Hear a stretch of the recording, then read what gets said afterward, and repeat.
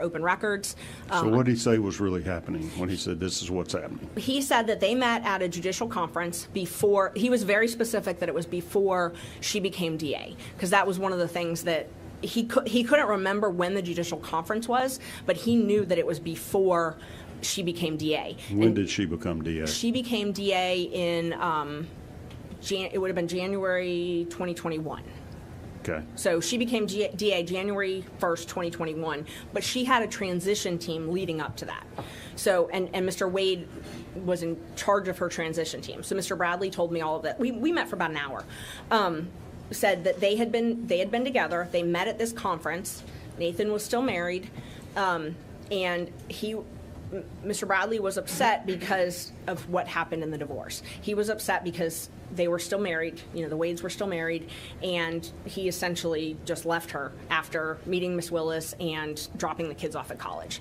So. And Bradley was Wade's attorney in that divorce action you're talking about? Okay. Yes, I didn't know that at the time. But they were law partners. They had been, okay. Yes. Okay. And I actually don't know if he was still his attorney when he talked to me. I don't know if he was or not. All right. Because at some point, Mr. Wade represented himself, and then he hired a different lawyer. So I didn't know anything about the divorce at that time. So Bradley did not like the way Wade had treated his wife. He did not.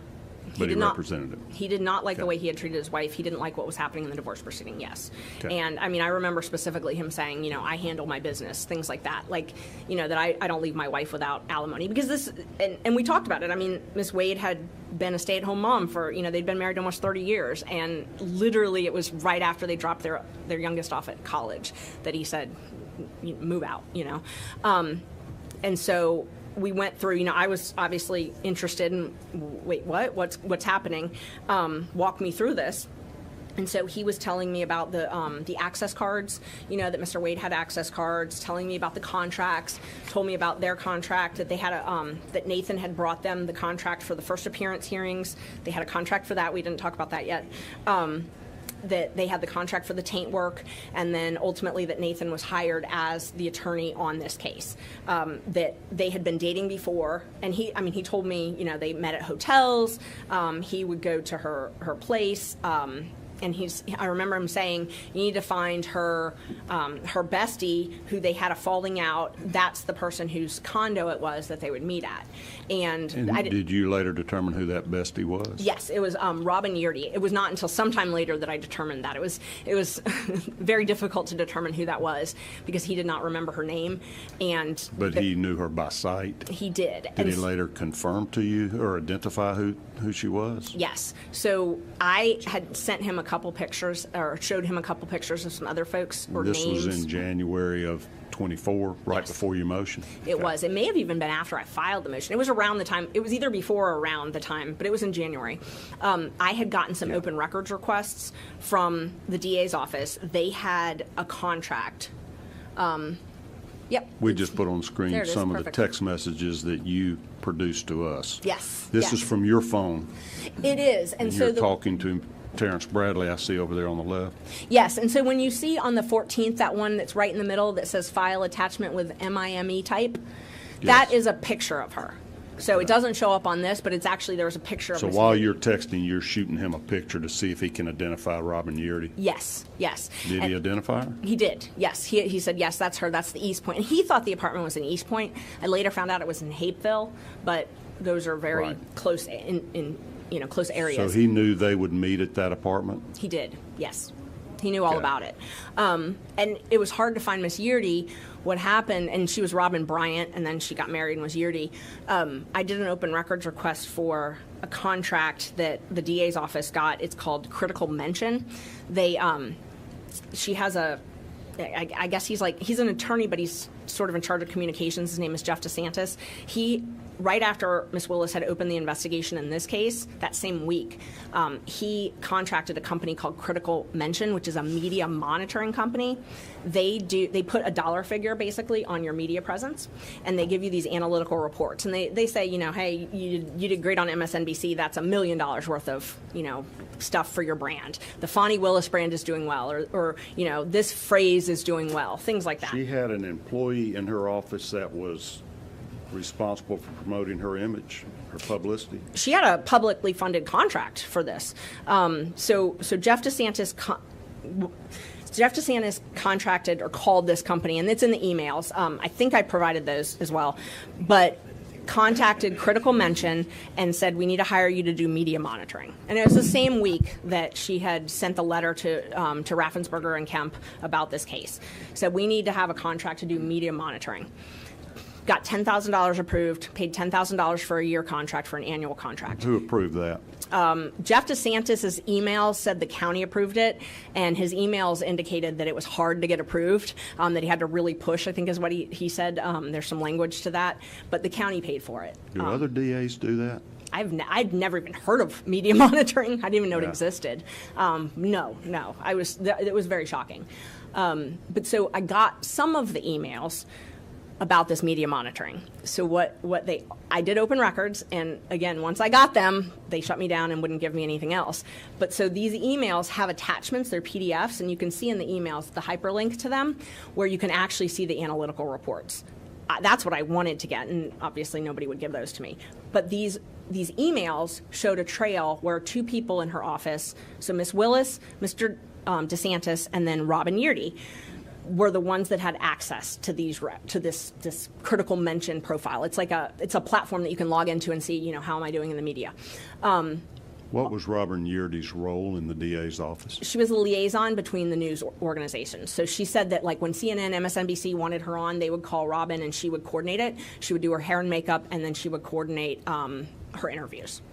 But so how I found Robin was I'm going through these emails, and all of a sudden I see an email from Mr. DeSantis saying, take Robin off of this account. She's no longer with the office.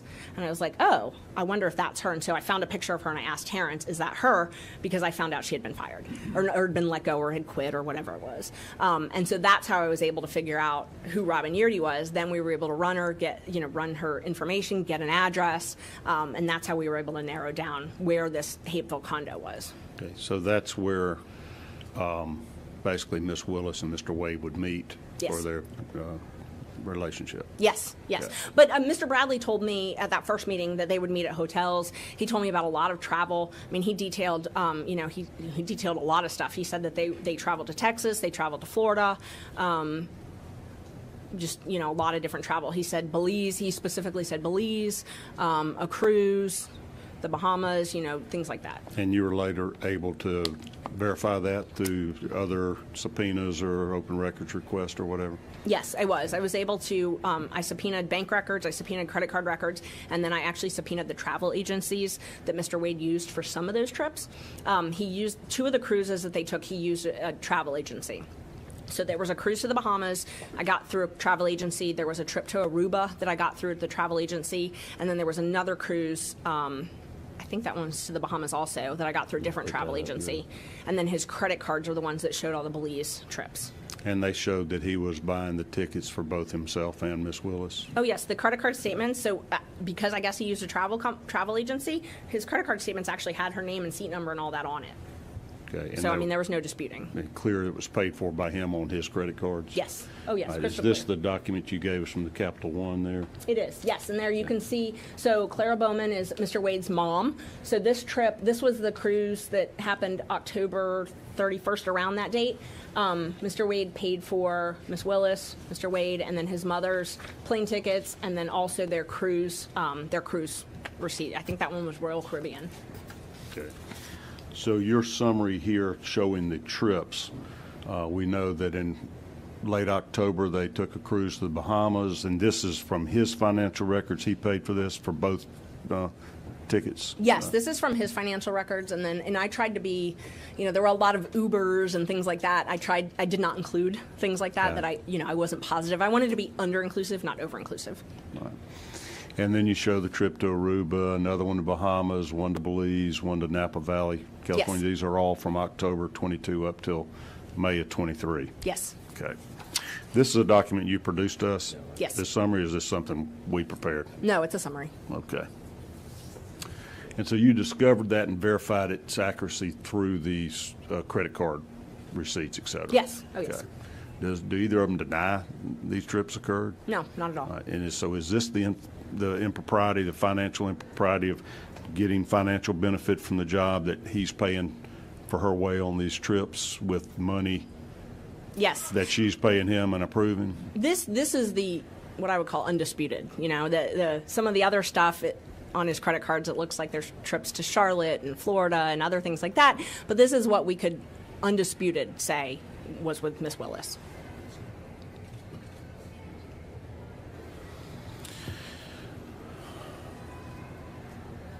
So back to you're a good investigative reporter here. So you have heard these rumors, and now Mr. Bradley, just by almost happenstance, you're with him in court.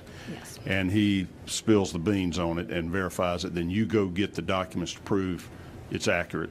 Yes. And you identify Yearty, get him to say, yeah, that's the woman whose condominium they would go to? Yes. Okay. And you know, I developed it. You joke about my investigative skills. I've done public defense most of my career. You know, at some point or another, or pro bono, it's hard to get money for investigators, so I've learned how to do a lot of it on my own.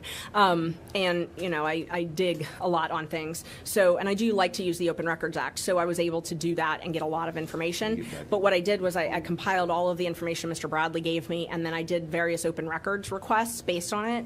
And then, you know, once I would get something, I would reach out to him to verify, because I wanted to make sure that I wasn't tracking anything that was wrong. Yeah. You know, I didn't want to make any allegations that didn't have support. So I would regularly verify with him, and I'd see him in court. We talked on the phone several times. I wasn't the only person that he told about this. There was another attorney on the case, Manny Aurora, who his client ultimately pled out, so he didn't continue this investigation, but he was involved in the investigation early on, and Mr. Bradley told him some of the same things that he told me.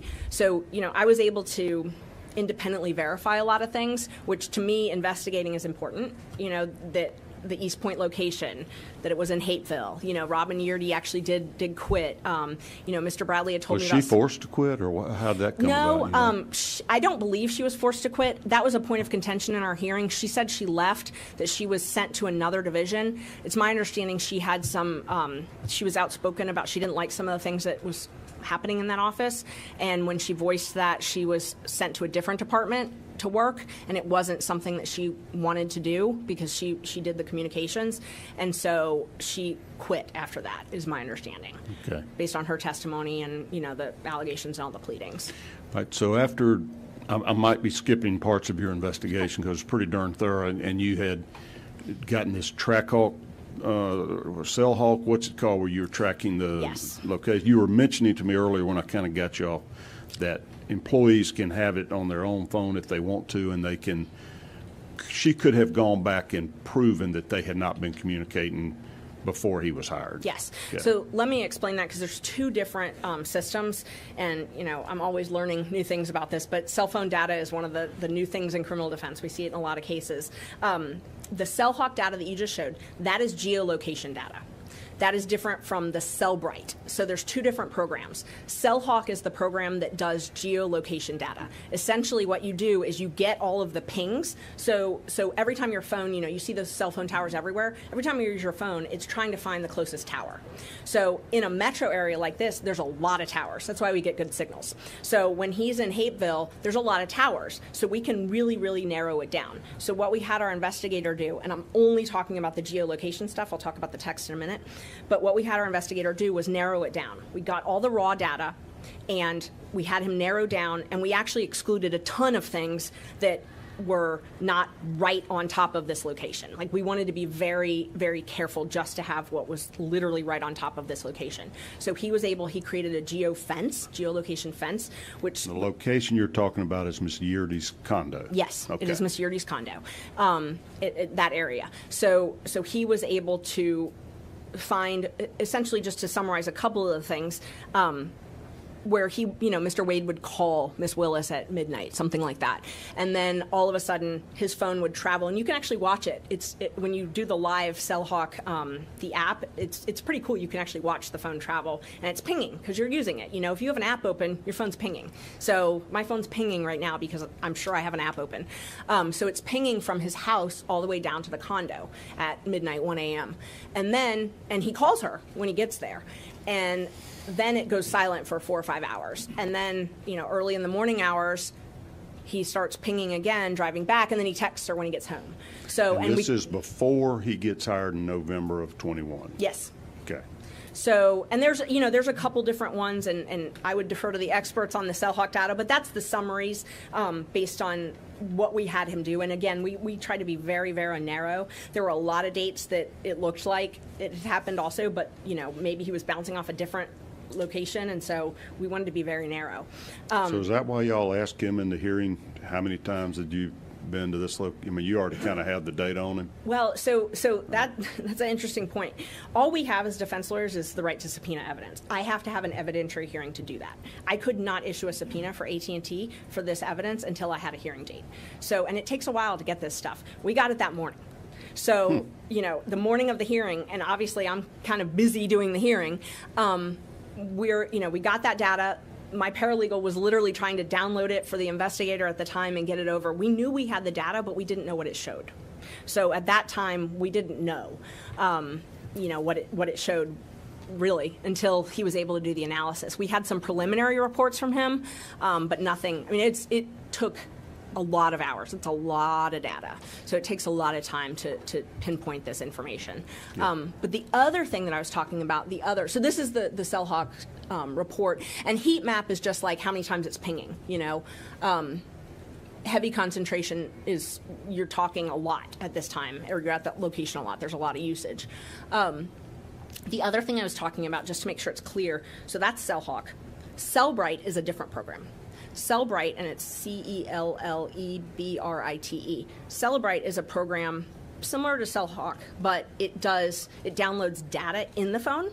So, like, this one is you pinging off of towers. It's geolocation. Showing where you were. Exactly. At a certain time. Cellbrite actually can get your texts, your pictures, your app usage, I mean, all of that stuff. So it's one of those things that if you want, if a defendant is threatening someone by text and they delete it, they'll take their phone and hook it up to Cellbrite. Cellbrite it makes what's called a forensic copy of the phone, but you can also limit the data. So it's very expensive program. So not a lot of people have it. So when I have my clients use it, it costs a lot of money for them to have it done. But the DA's office has it. They have the software. They pay for it. You can find that in their open checkbook. The city of Atlanta police have it as well. But what you can do is you can copy cell phone. So what I had mentioned earlier is you have to have the cell phone to do that? You do. You have to have the cell phone. So what, did Mr. Bradley give you all his cell phone? Or no. how'd you get Mr. Wade's cell phone? So we did not get that data from Mr. Wade. So we only got the geolocation data from Mr. Wade. I do not have the power to get the text messages. I don't have that power. I would have to have a search warrant. The state's the only one that has the power to actually get someone's text messages out of their phone. But my whole point in saying that was if I had been accused of having an affair and it didn't start, and I said it started in April and someone else said it started in November, they have the ability. I don't have the ability. They have the ability to plug that phone into the Cellbrite and print out a report that shows all of the texts. So Mr. Wade and Ms. Willis, had they wanted to disprove your allegations, could have just used that Cellbrite program, and it would have shown no communications between them. Yes, and it would have also showed the contents of the text. If the texts are romantic, if they're not romantic, if they're friendly, and they would control the data. So if there's something that was privileged, they could redact it. If there was something that if they wanted to only limit it to, like, we want to prove that we weren't talking romantically in November, they could limit it. So they could have actually pulled up the text itself to say, hey, I need you to help me work on this case, or else, hey, I need you to meet me at the Love Nest. Yes, 100%, yes. I don't have that ability. So I don't have the ability to get a search warrant and get that data. All I have the ability to do is get that geofencing. Well, who found out about these 12,000 texts and calls and all that kind of stuff? That is what I was able to get by subpoena. So I was able to get the geolocation data by subpoena. What I can't get is what's inside of the phone. I can't get the texts inside the phone. The words in the text. Exactly. But you were able to find out that they were texting each other yeah. prior to November 1st of 21. Yes. How did you find that data? Is that anything you've produced to us? That is, so the CellHawk data actually analyzes that. So you can see, and we just summarized 2021. So approximately 12,000 interactions, that's voice and texts for the year of 2021. And again, remember, 2021, he didn't get the contract until November of that year. So most of 2021, he's not under contract. Over 2,000 voice calls, almost 10,000 text messages. How did they explain that? Did you confront? We're not privy to what all came out in evidence at the hearings that you've had. Did you get either one of them to say, that's not true, we didn't really talk 12,000 times? Or? No, what they did was they filed an affidavit saying that geolocation data is not always reliable. Okay. Does that apply to Cellbrite data, though?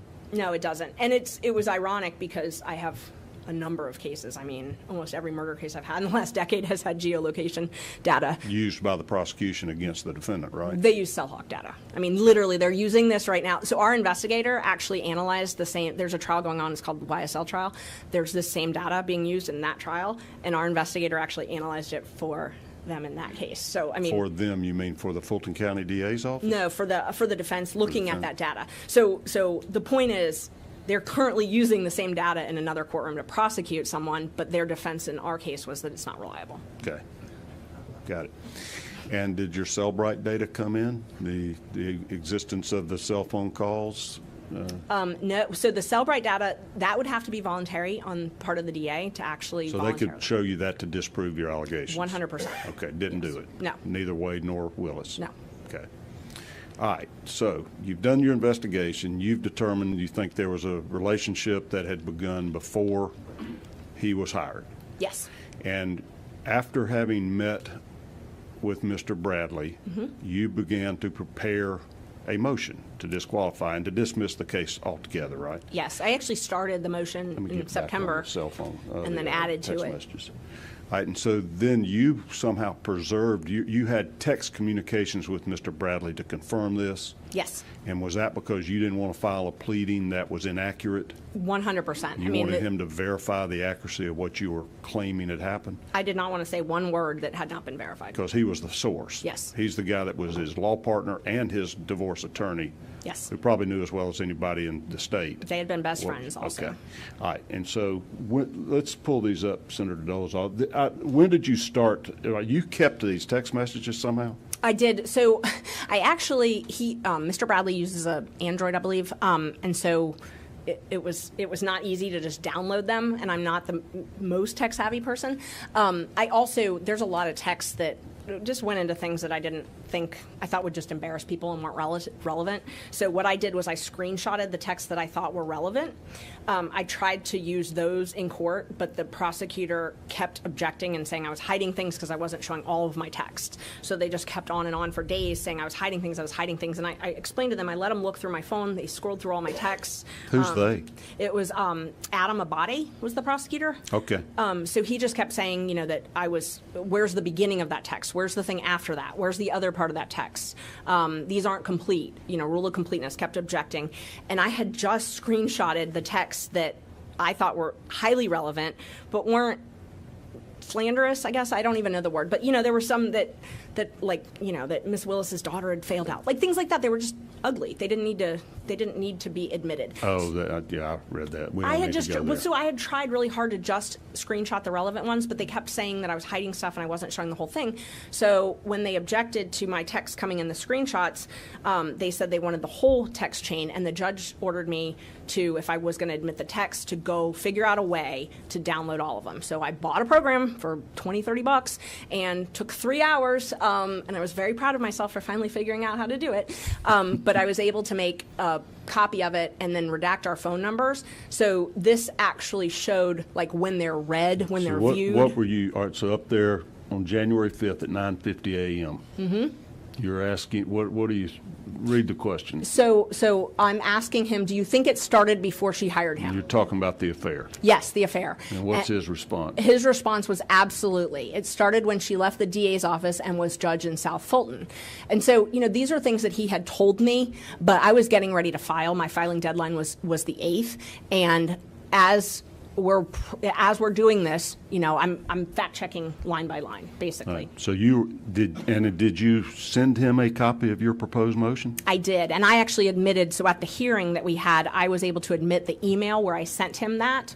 So I sent him a copy of the motion that weekend when I wanted him to review it, and then he had a text. He didn't write me back by email, but I submitted my email so that the court could see exactly when I sent it and when he responded, and then he responded that everything looked good. Because I asked, I said, I'm sending you this motion, I need you to look at it, and then he responded that everything looked good in it. Right. He actually told me at first he wanted me to make some changes because I had not included the information about how much money he had received. I had only included the information about how much Wade had received, and I didn't know that it wasn't really highly relevant to my motion, but he was like, oh, that's going to tip them off that I'm talking to you, and he did not want anybody to know that he was talking. He was very concerned about what I'm going to let happened. you just read through this chain. Okay. All right. We left off up there. Absolutely, it began when she was a judge in South Fulton. When was she a judge in South Fulton? She became a judge in August of 2019, and I did an open records. I first asked. I first did an open records, and they said no. So then I subpoenaed the records for the judicial conference, the municipal court conference. So she was a municipal court judge. They were both municipal court judges. So I got the. Both? You mean Wade was the judge at the time also? Wade was a judge. He was actually a speaker on the panel. It was October 2019. So I found online an old agenda where he was speaking, and Terrence Bradley had told me that they met at a conference where Wade was speaking and Willis had gone. So I knew that. So and it was in person, so I could narrow it down because of COVID. I figured out when COVID happened and when all the conferences went virtual. Narrowed down my timeline, so I searched for this specific time period, which is when Bradley had told me the relationship started. And when was that conference? It was October 2019. Right. So I found the agenda for that. So then I reached out to the municipal court judges CLE group and said, here's an open records request. I would like a list of attendees because I wanted to verify Miss Willis went there because I was trying to fact check. And they said no. So I subpoenaed them and they gave it to me. I also subpoenaed. Was she in attendance? She was. Where was that conference? It was at Lake Lanier. Okay. I also did an open records request to the city of South Fulton because I know that they have to sign off if your judge is going to go to a conference. So I did an open records request to them to make sure that they had actually sent her to that. So I verified from two different sources that she attended that conference, and that matched what Mr. Bradley had told me. All right. So is that a part-time job, a municipal court job, a judge? Yes, okay. It is. So Wade could continue practicing law and do that on the side? So she was a full-time, but Wade is a part-time, and Wade only did maybe once or twice a month at most. Okay. Because he was in the city of Marietta. I mean, he was just he was a fill-in judge for that. That wasn't his. Okay. So you narrowed it down to that's when the relationship began. Scroll through here for us, and I can't read that green line. What's the next? If you don't mind, just sort of read us through. No, of course. It says, is this accurate? And this was again on So when you're saying, is this accurate, you're going over this brief and saying, I'm about to swear this in court. Will you verify it's accurate? Yes. Okay. So at that time, I was going through the actual statement because I was trying to figure out how to say it, and so I said, upon information and belief, Willis and Wade met while both were serving as magistrate judges and began a romantic relationship at that time. And he corrected me and said, no, it was municipal court. You had said magistrate court, and he said no. Right. Okay. And I slipped up.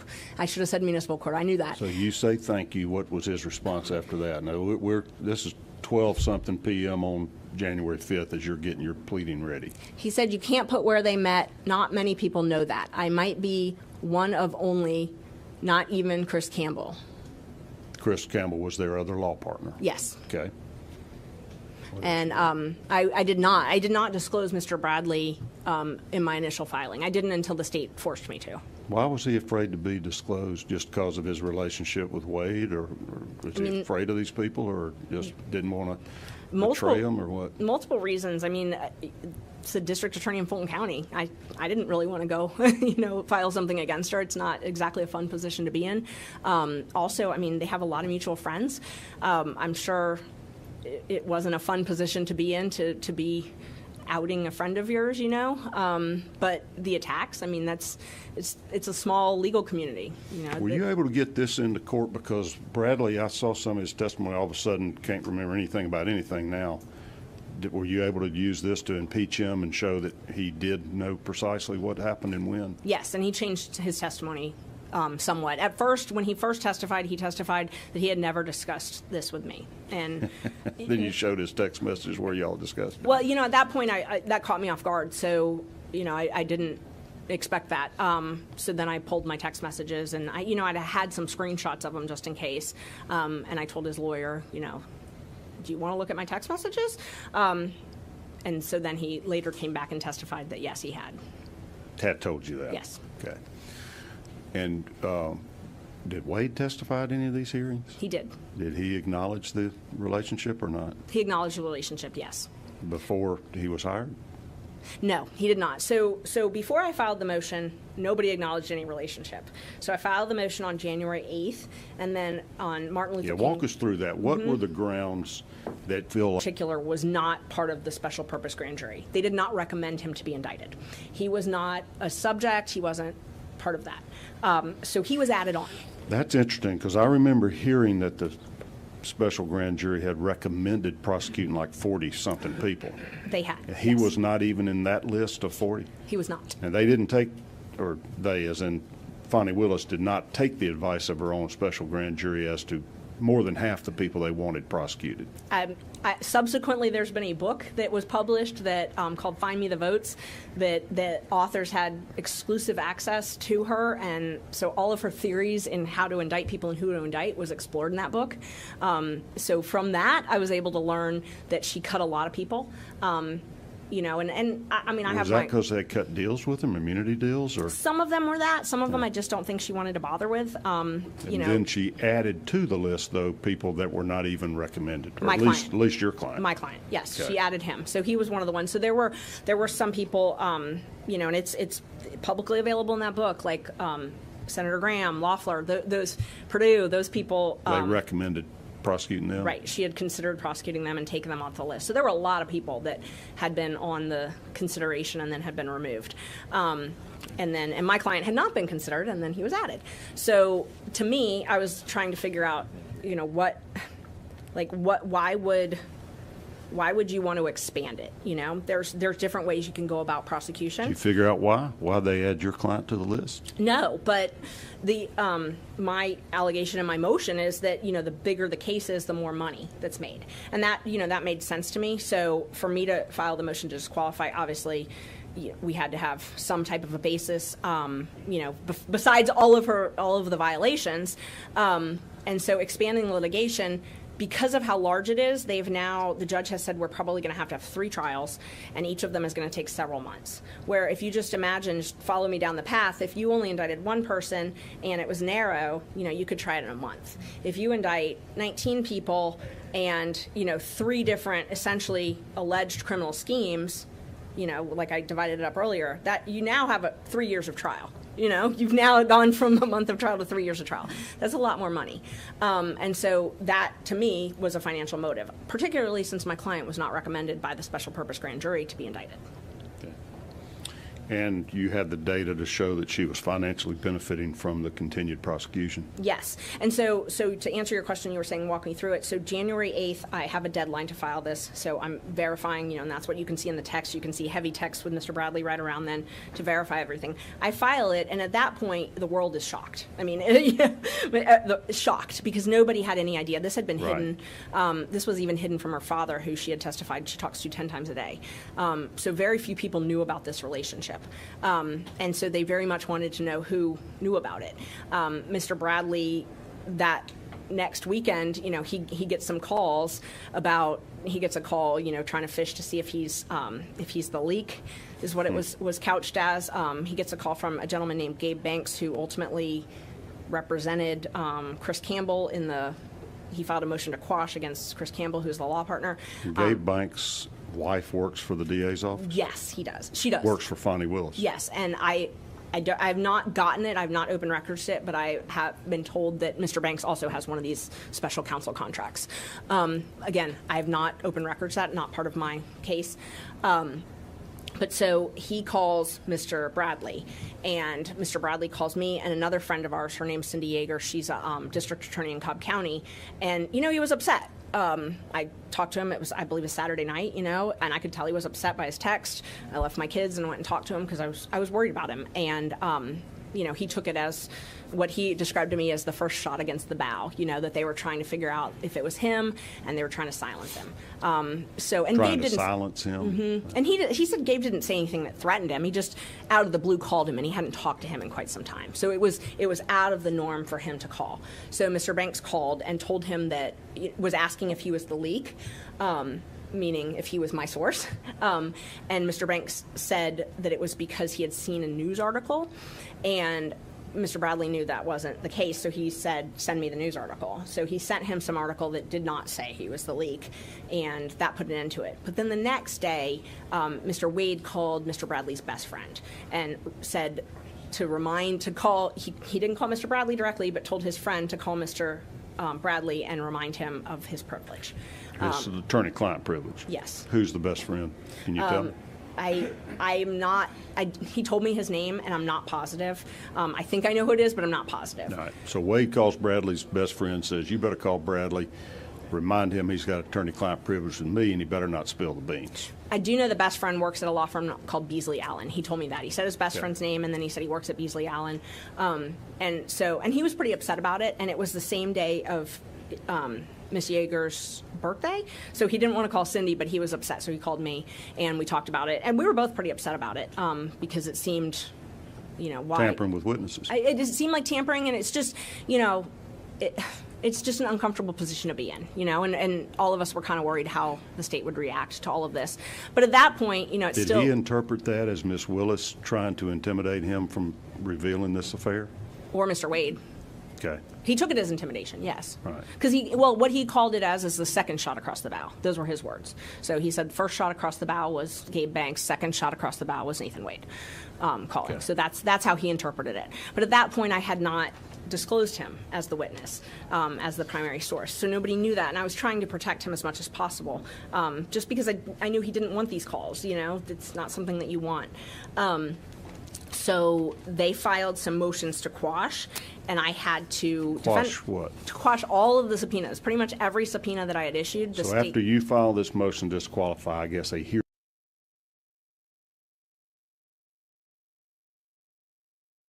was scheduled? Yes. And yes. then you started issuing subpoenas to line up your evidence? Yes. That's when this witness tampering occurred? Yes. After that, to try to intimidate your witnesses from coming to court? Yes. So, and let me walk through the timeline. So I filed this on the 8th.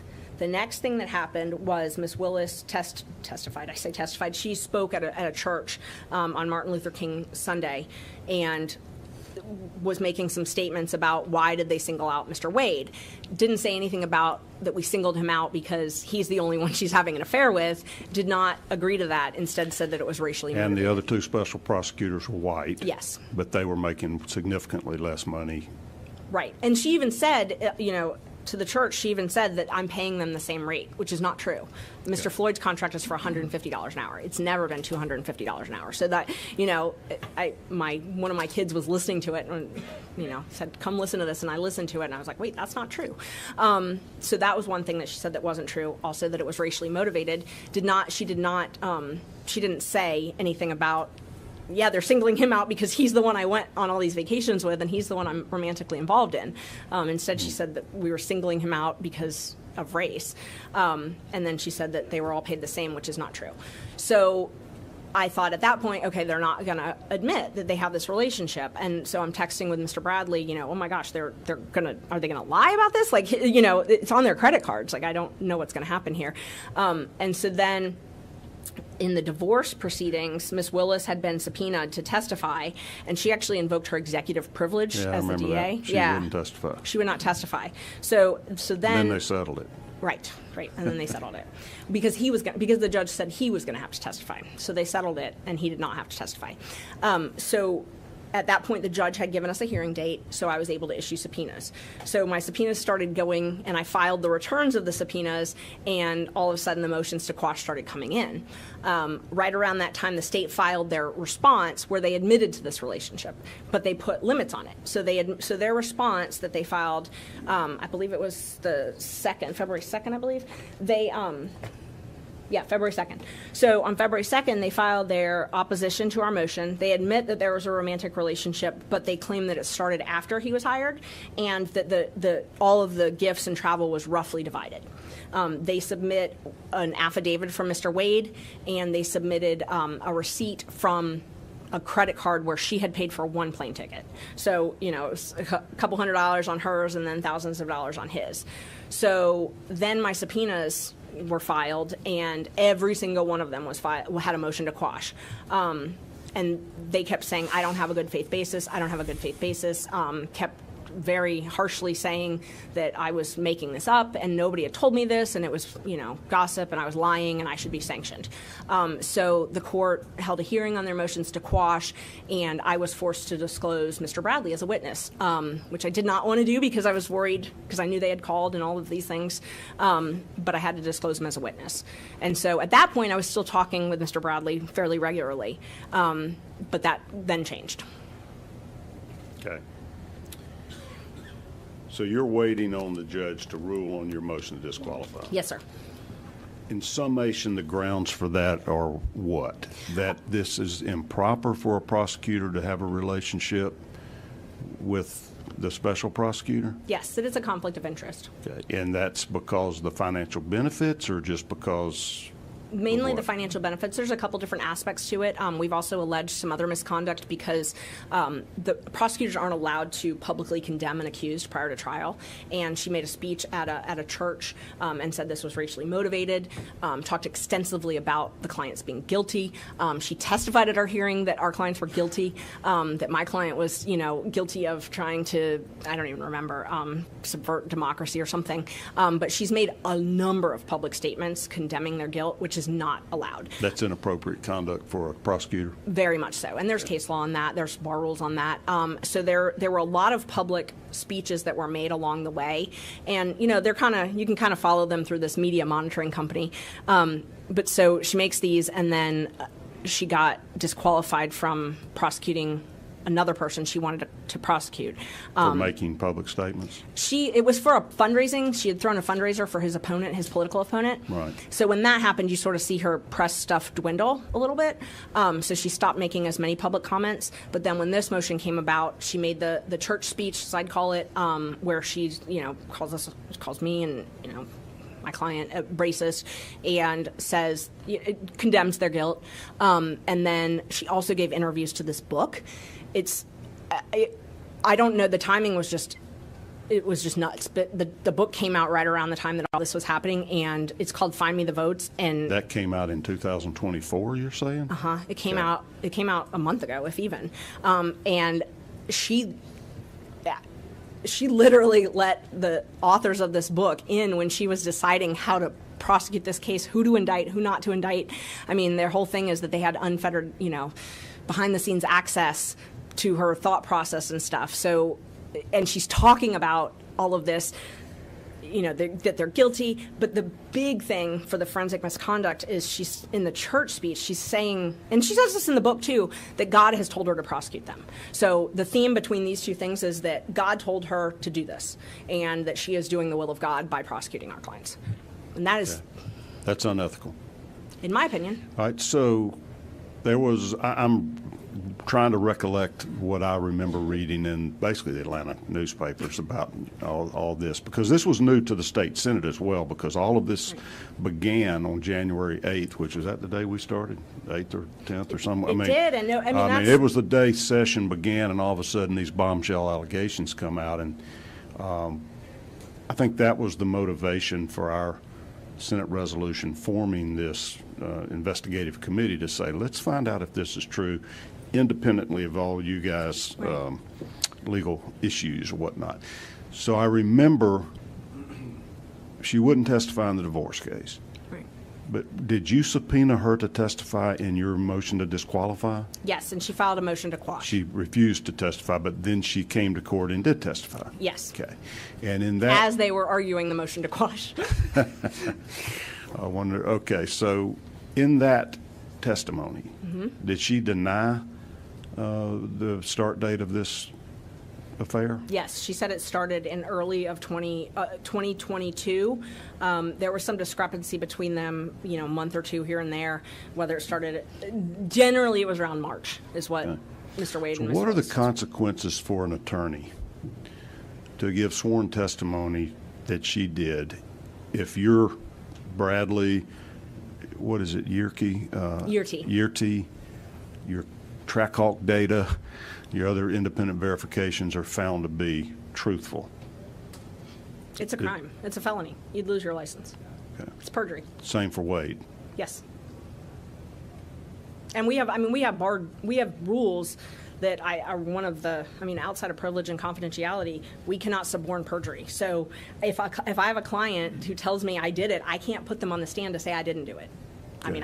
I would lose my license over that. I cannot do that. And Yerty came to court and said, oh yeah, this started in 2019. She saw them, she saw them together. She testified that she saw them romantically together, and, they were very close. Okay. And you had Bradley's text message that showed he confirmed that absolutely back in January. Yes, and he had a lot of details, little details that matched up. Did you get other details from him by phone? Yes. That wasn't in the text? What did he... A garage door opener, that Mr. Wade had a garage door opener, and then I've subsequently learned that he told Mr. Aurora the same thing. Garage door opener to her place? To her place. Okay. Mm-hmm. Yeah, to her place. There were other things, just a lot of context, things about how freely Mr. Wade could go in and out of the office, the DA's office, stuff about that they would sometimes use hotels. One thing that he told me was that Mr. Wade had, before he filed for divorce, had used Mr. Bradley's credit card and then paid him back in cash so that there wouldn't be a record of it. Okay. All right, so I'm a little puzzled by the legal standard. I'm reading the newspaper articles that explain to us the difference between a conflict of interest and an appearance of a conflict or an appearance of impropriety. That is the big argument right now, and I'm not the best person to explain that. My husband argued that part, but appearance of impropriety, it's one of those things like that if it undermines the outcome, undermines the confidence in the outcome. And we spent a lot of time in our brief talking about the constitutional underpinnings of this. Due process, that my client has a right to due process. He has a right to a fair and impartial prosecutor, and we don't think that's happened in this case. And so I think that would be more along the lines of the appearance of impropriety, and then actual impropriety is receiving money, like receiving money and not paying it back. And there was testimony about that. Ms. Willis came in and testified, and Mr. Wade did, that she paid him back in these sums of cash, but there's no records of any of that or where she got it. Anything shows him depositing cash or No, receiving cash? No, and we asked her where you got it. She said that she said she borrowed it from her campaign. So she said the original large sum of cash came from her campaign. I think all of us up here that have campaigns know you can't take campaign funds for personal use, right? I'm not well versed in that area of law, but that is my understanding. It's pretty black and white. So she testified that she took that the majority of the cash she had on hand was from her campaign, that a loan she had given herself from the campaign. She was very clear about that. And then she also said that when it got low, she would supplement it by getting $50 back at Publix.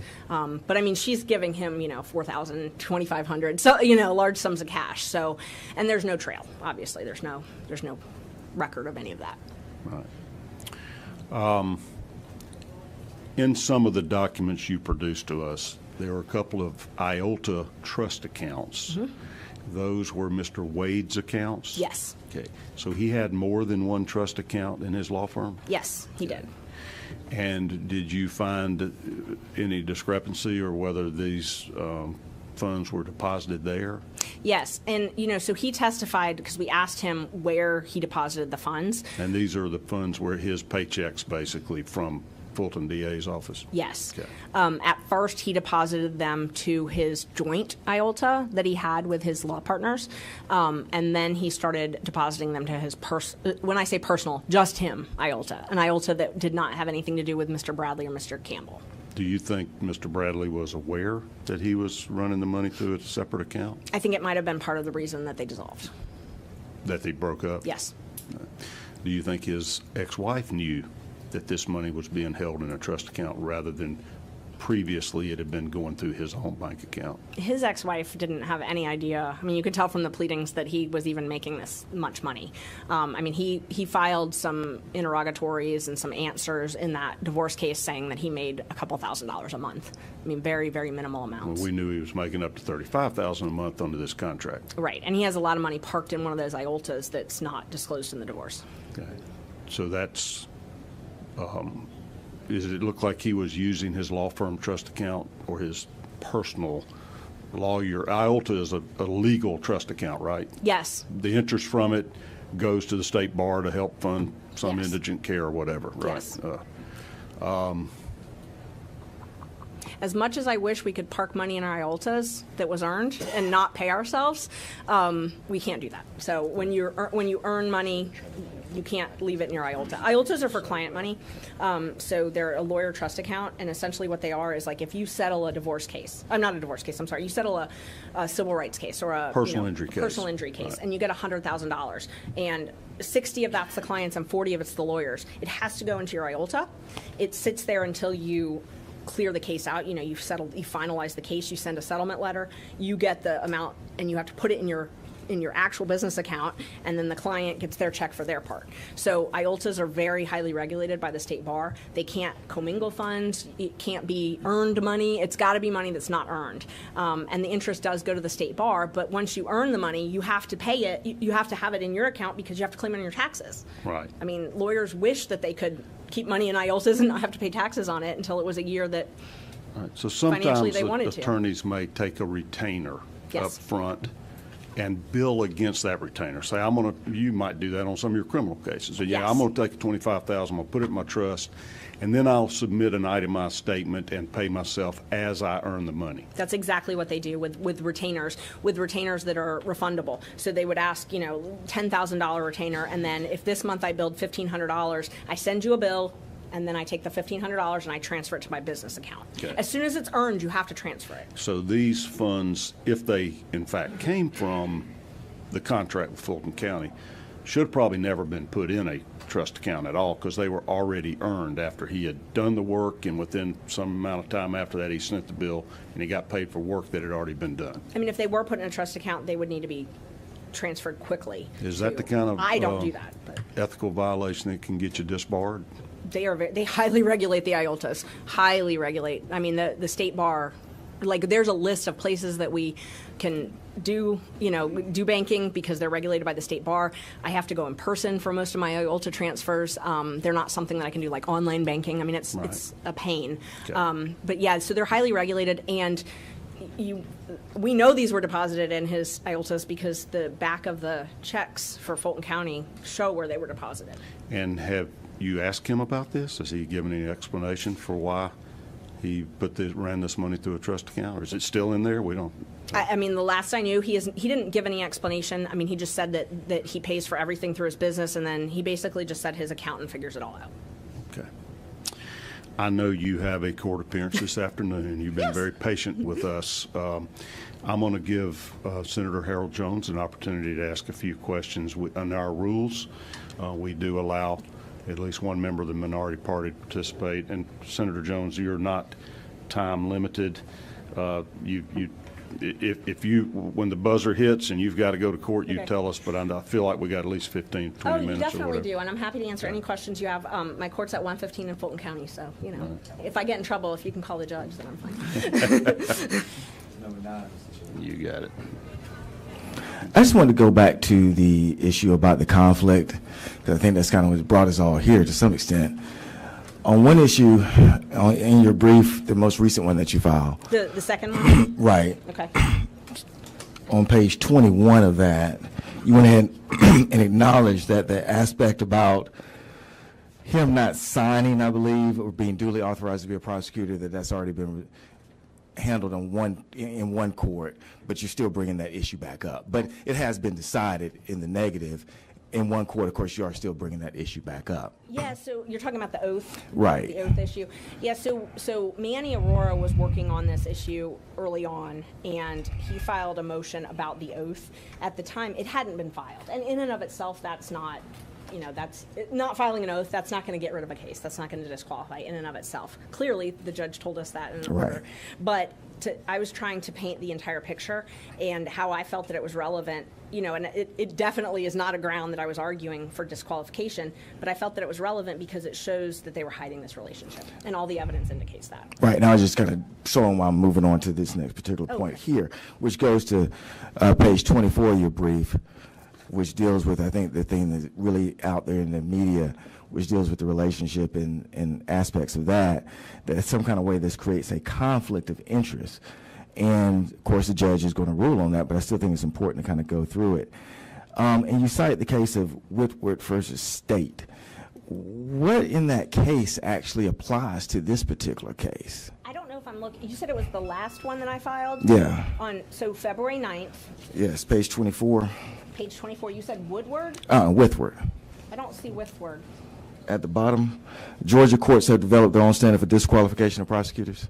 That's not my page 24. You must be looking at a different, the one that was filed February 9th at 3:47. Ms. Merger, we can't hear you. I'm so sorry. Just I'm so pull sorry. the microphone Yeah, just of a little bit course. closer to you. Yes, I want to make sure I'm following the same one.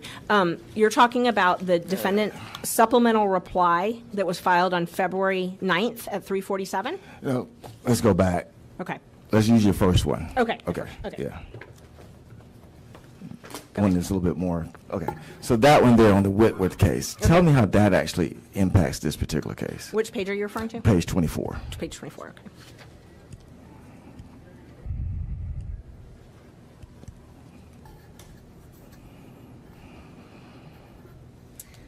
So the site is Whitworth. The court recognized a conflict of interest as a ground for disqualification. Held to arise where the prosecutor had acquired a personal interest or stake in the defendant's conviction. And I don't, I wish I had that case in front of me. I don't have the case in front of me. But essentially, to answer your question, that first of all is physical precedent only. So right. yes, and we But you did cite it. And said Right. that it's physical Yeah. precedent only. And you're using that as the basis, really, to say it's a conflict. There's no other case law that you actually use in this particular brief to say it's a conflict other than Whitworth and also amusement sales, which deals with contingency fee. Right. And so in Whitworth, and I have the case if you want to go through it, it actually talks about that there's ways of citing the conflict. Right. Number one would be if he had or prosecutor had actually spoken to the defendant. Has that taken place? No. Okay. Second, has he represented the defendant? No, he hasn't. There was a motion early on. I didn't even bring this up here, and I don't think we talked about it in the brief, but there was a motion early on because Mr. Campbell, who's Mr. Wade's law partner, actually sent a mailer out to my client and all of the other defendants. That. Yeah. So I don't think anybody called based on that, but they did advertise to them saying, call us to represent you. And then they came with the third, which says there has to be a personal stake in the defendant's conviction. Right. So is that what you're relying on there, that there's a personal stake in his conviction? No, in the prosecution also. So, and in that case, that's physical precedent only, and I don't remember the specific facts of that case, but it's not just a conviction. And obviously, the state wants it to be just a conviction, and we argued this extensively over 3 hours, I think, in front of the court, but it's also a personal stake in the prosecution, and that was an amusement. Prosecution in that case, that was a contingency fee case. So That's that was correct. Completely different. Yeah. And so in amusement, it was a contingency fee case. So they had a personal stake actually really in the conviction because they only received the contingency fee when the conviction happened. Right. So what you're really saying is that they had a personal stake in just bringing the case because he can't have there's no personal stake in the conviction similar to amusement, correct? Well, so amusement's a little bit different because there is no conviction in a forfeiture act. Correct, but they're going to get money if they win. Right, but there's no conviction. But they're going to get money if they win. That's the key. They get money if they keep the forfeiture. So it's where that was a forfeiture case. I think that was like game slots. That's correct. Yes. But they get money if they win. Right. But that's the only way they get money. Yes. But they don't get money for bringing it. So I just wanted to make sure it was clear. Right. That was not conviction because you can't have a conviction. But they only get money if they're the victor. He's receiving his funds. Mr. Wade is receiving his funds because he's billing because the case is going on, correct? Oh, yes. Not because he wins a case. No, he can lose the case and still Absolutely. Make a ton of money off of it. So what you're saying is the actual conflict is just bringing it. No, the actual conflict is, oh God, that's a long answer. The actual conflict is lying on your disclosures about how much money I'm talking as far as this issue is concerned right here. When you use Whitworth, you use amusement sales, and they say that there has to be an actual conflict. And amusement sales, and let's go back to Whitworth if we can, because in Whitworth, the person was actually told, the prosecutor was actually told by another prosecutor that they want the case to actually resolve in a conviction. Because what had happened was the defense attorney came to the prosecutor and said, we would like to plead. And the prosecutor basically said no. He went and got advice from somebody, and that prosecutor said, we would like this case to resolve in a conviction. Right. And so the question, and that then was held not to be a conflict. They said that still is not an actual conflict, even though someone told that prosecutor. We want to see a conviction. We actually want to see it go to the end. Don't plea him out.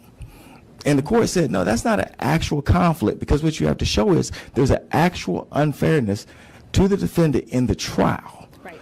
Can you point to any unfairness in the trial that's taking place? It's not in the trial, so it's not limited just to the trial. But to answer the first part of your question, when you were asking about the conviction of personal mistake, Ms. Willis has made numerous public statements about her interest in a conviction.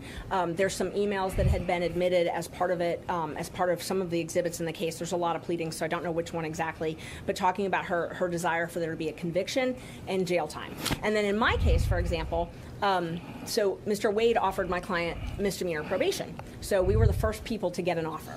And we said no, we wanted a dismissal because he was not guilty.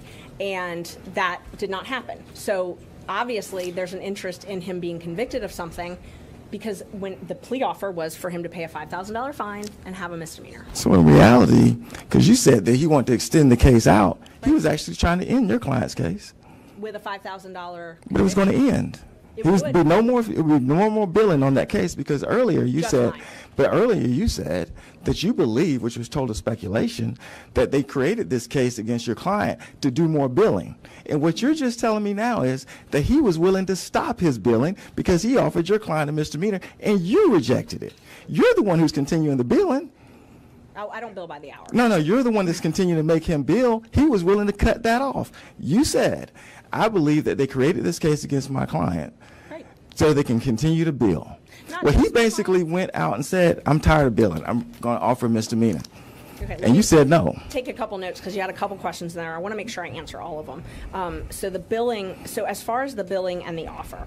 So what I was trying to explain, and I'm glad you gave me this opportunity to sort of go into it in a little more detail.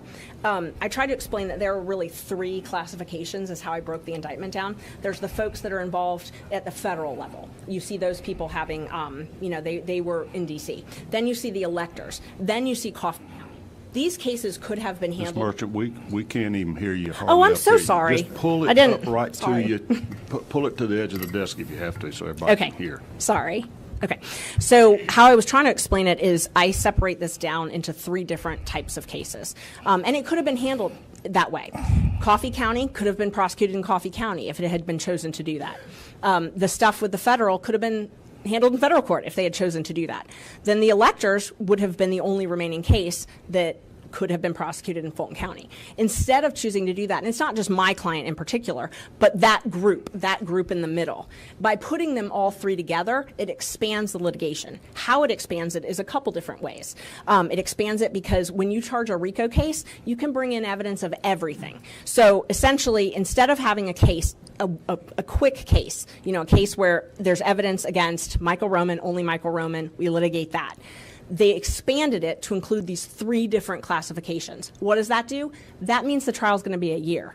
They can plea people out they can plead Michael Roman out, they can plead this person out, they can plead people out, but they're always going to have that large enterprise. And it actually does, even if they pled my client out, the offer was for him to testify. So, for him to testify, even though he would not be on trial, his acts would still allegedly be on trial, which still expands the litigation because he's not gone. The deal's not, you can plea out and you're gone. Bye. We're not taking up time with you. It still expands it. So my whole point earlier was that this expands the litigation, because imagine if we just had, like you see in other cases, one defendant. You can limit the information to just that crime and that case. Or you could have 3 separate indictments. But what we've done here is we've put them all together. You've made it so that it's necessary to try them, to have 3 trials, because there's no courtroom that can fit all of those people. So that expands the litigation.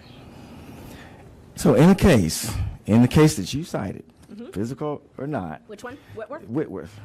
It says specifically that when the prosecutor goes up, Morgan, who is the person who's not supposed to, who's talking to him, who's the prosecutor, Hobbs informs Morgan, who is the prosecutor, that he anticipated a successful criminal prosecution, but that any decision regarding Whitworth's proposal to Morgan was Morgan's to make. Morgan decided to continue to go forward.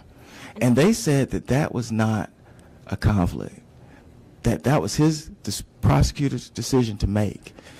And you're saying, this is the case you cite. Well, in your case, they actually came to you and said, we're willing to give you a plea. And you said no, which is perfectly fine. But then you say, well, they want to extend prosecution on my client. They were willing to cut it off. And so therefore, the case that you cite is totally opposite than the situation that you're dealing with. How would you say that you have a conflict in this case? Based on this case, just based on this case. That was your first case that you cited in your brief.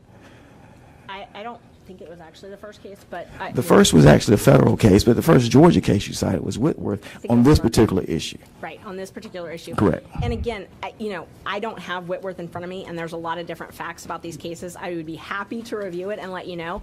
But what I can tell you is that I still, and we still believe that this is to expand the litigation. And even if it's minor, the law says over $100, that's enough to have a personal interest. So what we've got is these financial disclosures where they're not being truthful. Ms. Willis is lying under oath, which is the same thing my client is charged with conspiring to do, lying under oath about receiving a benefit over $100. So you've got those. You've got this concerted effort, which we have seen, unfortunately, drag out over the last couple months, this concerted effort to hide this information from the public, to keep this information out. I think that it is very reasonable for a court to think that that is a conflict of interest. And whether or not it's a stake in the conviction, a stake in the prosecution, we definitely have seen a stake in the prosecution. And, Whitworth, the problem with Whitworth, and this is... Who actually brings the case? The district attorney. Well, how do they get the case? Well, we know a lot more now because of the book Find Me the Votes. So we know a lot more than we normally would know. So, and that's one of the things that I talk about in my motion. In this case, it was actually Nathan Wade. So he's the one that he presented most of the witnesses. How was your client charged? How are these clients charged? My client was charged just in the actual grand jury. Okay. Yeah. So a grand jury. Yes. Okay. So we had a special grand jury, and then you had a grand jury. Yes. Who made this determination? Well, yes. They made a determination to bring charges, basically. To indict, correct? Yes. And I. So are they part of all of this? No. But I've never had the privilege of being inside of a grand jury, but I have heard a lot about what happens inside of a grand jury. It is a witness who comes, and in this case, it was actually the investigator for the DA's office. So just understand this. It is a very low standard of proof. It's probable cause. I have had clients who were dead indicted. I actually had a lawyer that I worked with at the public defender that was indicted along with his client because the DA presented an indictment that actually had the lawyer's name on it by accident, and the grand jury indicted him. So you're saying the grand jury has flaws? 100%. Oh, so would you think it'd be better for just the prosecutor to draw the accusations? No. So the grand jury. I know you guys have a bill doing that right now. No, I definitely don't think so. The grand jury is better than no oversight. Correct.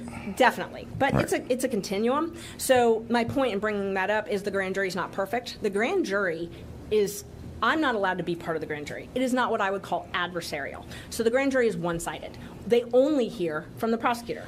So, and they hear hearsay. So in this case, using it as an example, the investigator for the DA's office listened to all the January 6th testimony, read all the testimony, went in there and summed it up for the grand jury.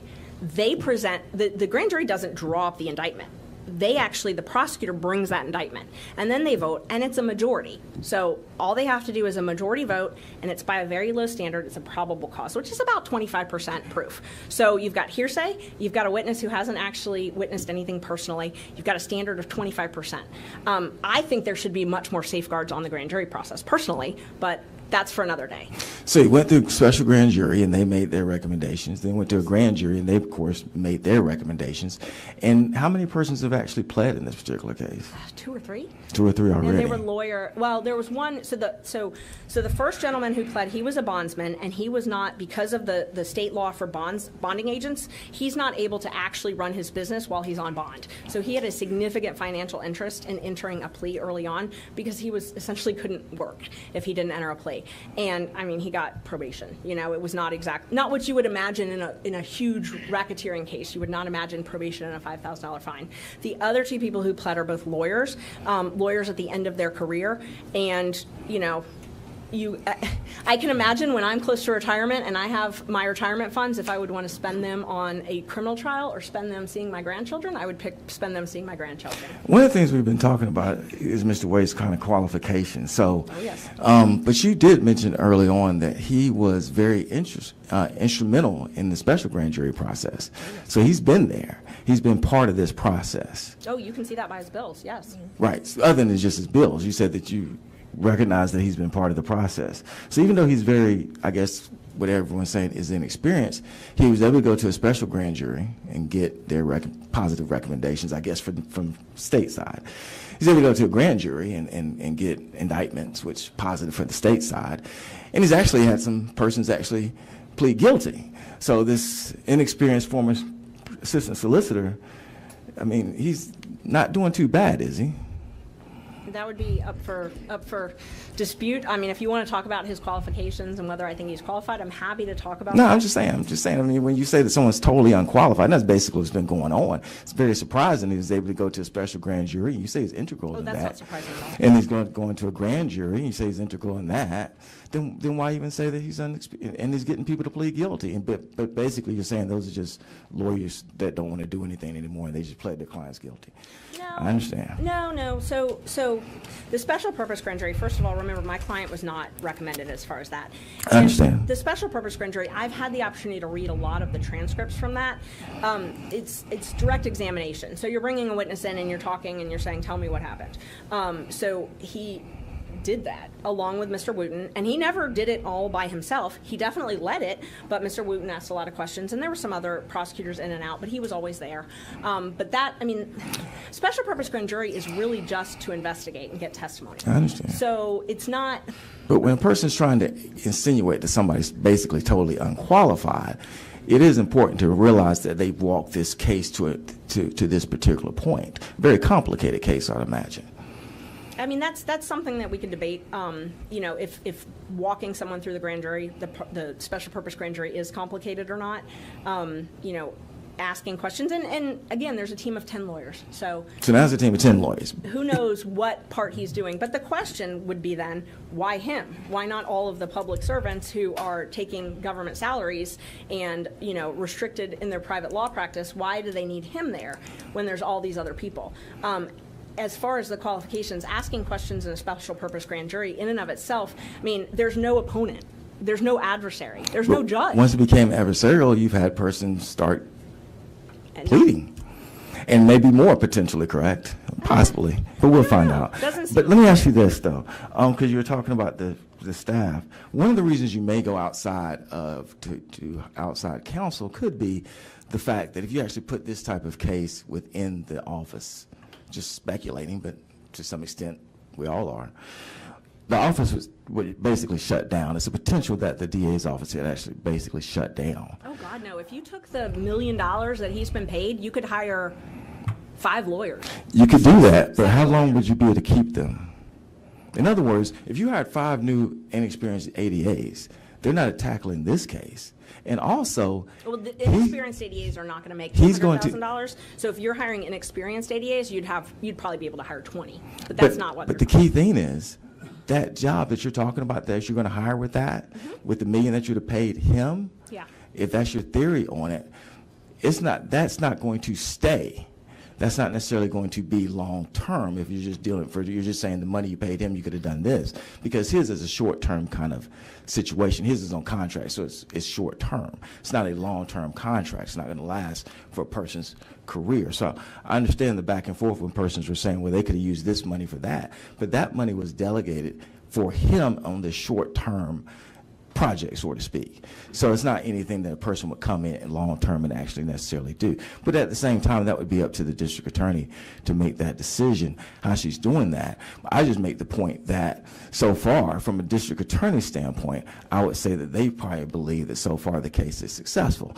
And we can argue about what's qualified and what's not, but certainly I think that they would argue at this point the case has gone from a successful pattern for somebody that's been denigrated and said is totally unqualified. I did want to go into these trips. How much was the money? Go ahead. Thank you. Was that a question? Because I'd like to respond if it is. Yes. Okay. I took notes because there were a couple different questions in there. So the first one, you said about how much money. So Ms. Willis had stated that it would be between $3 or $4 million to actually pay Mr. Wade completely to prosecute this case. So you'd be able to hire a number of prosecutors. Some of them do come and go, but most of the prosecutors we've seen on this case have been there since the beginning. So, unfortunately, these cases take time, so people may leave. You also asked me about that this money was delegated for this, and I just wanted to make sure that my testimony was accurate. This money was never delegated for this. The county did not ever delegate this. The county was not involved in that at all. Ms. Willis is the one that decided, and there's no budget. There's no transparency at all on this.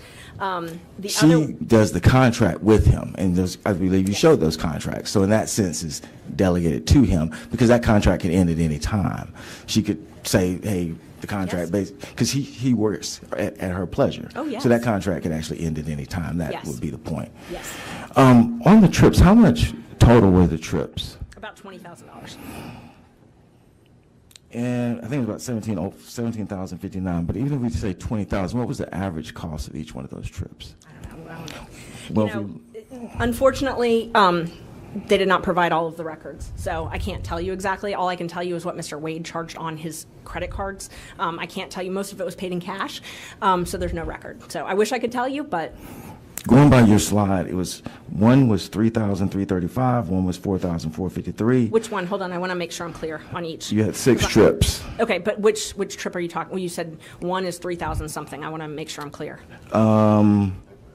Yeah, put it back up for me, please. Yeah. There we go. Okay. So the first one, Royal Caribbean, $3,335, Aruba, $4,453, and then we see the next one, and then the next 2. How would that compare? I mean, why is that so unusual on price points as far as trips are concerned? No, I mean, I don't think so. The Royal Caribbean, so I can tell you because I know these records really well. I mean, Royal Caribbean, I specifically kept out the money that he spent on his mom's cabin. So they had 2 cabins. His mom had a cabin. They had an oceanfront balcony. For the Bahamas, I think oceanfront balcony is probably upper middle, but I don't know that it matters. Flew comfort class. Not unnormal for a lawyer. Do you know what maybe the average American spends on a vacation? Not this much. You don't think? No. Have you looked? No, I haven't, but I would imagine most of the Fulton County taxpayers would love to go on any of these trips. Well, if you... Since you speculate a lot, I could speculate and say that you did look, and that's why you didn't put it in your brief, because Forbes actually says that the average is about $3,700 that a person spends on a vacation. For a single person or a family? Family of 4. Well, at that time, they were taking 2 and 3 at the time. That makes sense. That's about normal. Hold on. I want to make sure that's clear. You said they were taking 2 or 3 at a time. All of these, I made very certain that my numbers only included the 2 of them. So the one trip that they took his mother on. 2 adults. 2 adults, yes. It's nothing extraordinary. So you said $3,700 for a family of 4. Right. That does not surprise me. For families that can afford to go on vacations, does not surprise me. So it's basically what the average American would do. So that's... Yes. This is half of that for 2 people. So you said $3,700 for a family of 4. This is for 2 people. Right. It's just 2 people. Right. So yes. Yes. So it wouldn't necessarily be habits. It's two adults. Bottom line is, it's not extravagant. It's not lavish, is it? The law only says $100, so. But it's not lavish. That's one of the reasons I didn't include all the Ubers. I quite frankly didn't want to do the math, but there were a ton of Ubers on each of these trips. There was a hotel at the beginning of the Royal Bahamas. I didn't include that. I didn't want to do the math, and I also did not want to. And how much does Ms. Willis make? 200 and something thousand a year. And so your argument is that a person who makes $200,000 a year is actually setting up prosecutions to go on a trip that costs $3,500. That's your argument. No, not in isolation. I mean, you're talking about in isolation. No, I'm not talking about in isolation. I'm talking about what's in briefs. I don't know what else you may be speculating about. I'm just talking about what's in briefs that says this is the benefit that she got. And all I'm saying is that I got a person who's making $200,000, and the benefit that you're putting into the briefs, not what you may say that you may find elsewhere, but the benefit in the briefs is I go on a trip with $3,300, $4,400, and they have made up all these prosecutions to go on a 3-day cruise for $3,300. I mean, that's your argument. If that's your argument, that's your argument. That's not. That's in the brief. That's not our argument. So we did argue for about 3 hours. What else is in the brief? What else is in the brief? Yes. A lot of facts, a lot of law. No. As far as actual financial benefit. So the financial benefit that I put in the brief was what I could prove. I did not want to have any, as you call it, speculation. I did not want to speculate about anything else. So I did not know if Mr. Wade paid for an Uber that Miss Willis was literally sitting in at the same time. You can kind of assume, because it's from the airport to the hotel, but I did not want to speculate to that. So I didn't include those in the numbers. So the hard numbers in here are all of these numbers that are on trips. That's what's in the brief. Yes, the ones that I actually had hard numbers that I knew that she had. Yes, that's in the brief. In our business, we deal with proof, and so that's the proof that we have. That's what I that did. Person is doing all of this for that. Right. Okay. Oh, yeah. And so what I included was what I had the actual hard proof of. And then some of it's attached to the brief. Some of it I got by subpoena. So some of it is actually exhibits that were admitted. I think I submitted to you all the certified business records from a couple different travel agencies. Those are actually admitted. And there were a lot of other receipts that I had that I did not know for sure if they were joined. And so I didn't include those. And I haven't talked about them today. Correct. Exactly. That's correct. I 100% agree. So this is what we're dealing with. Yes, you're dealing with the stuff that's hard proof. Correct. That. So my next question then becomes, going to conflict as far as his salary is concerned, just curious.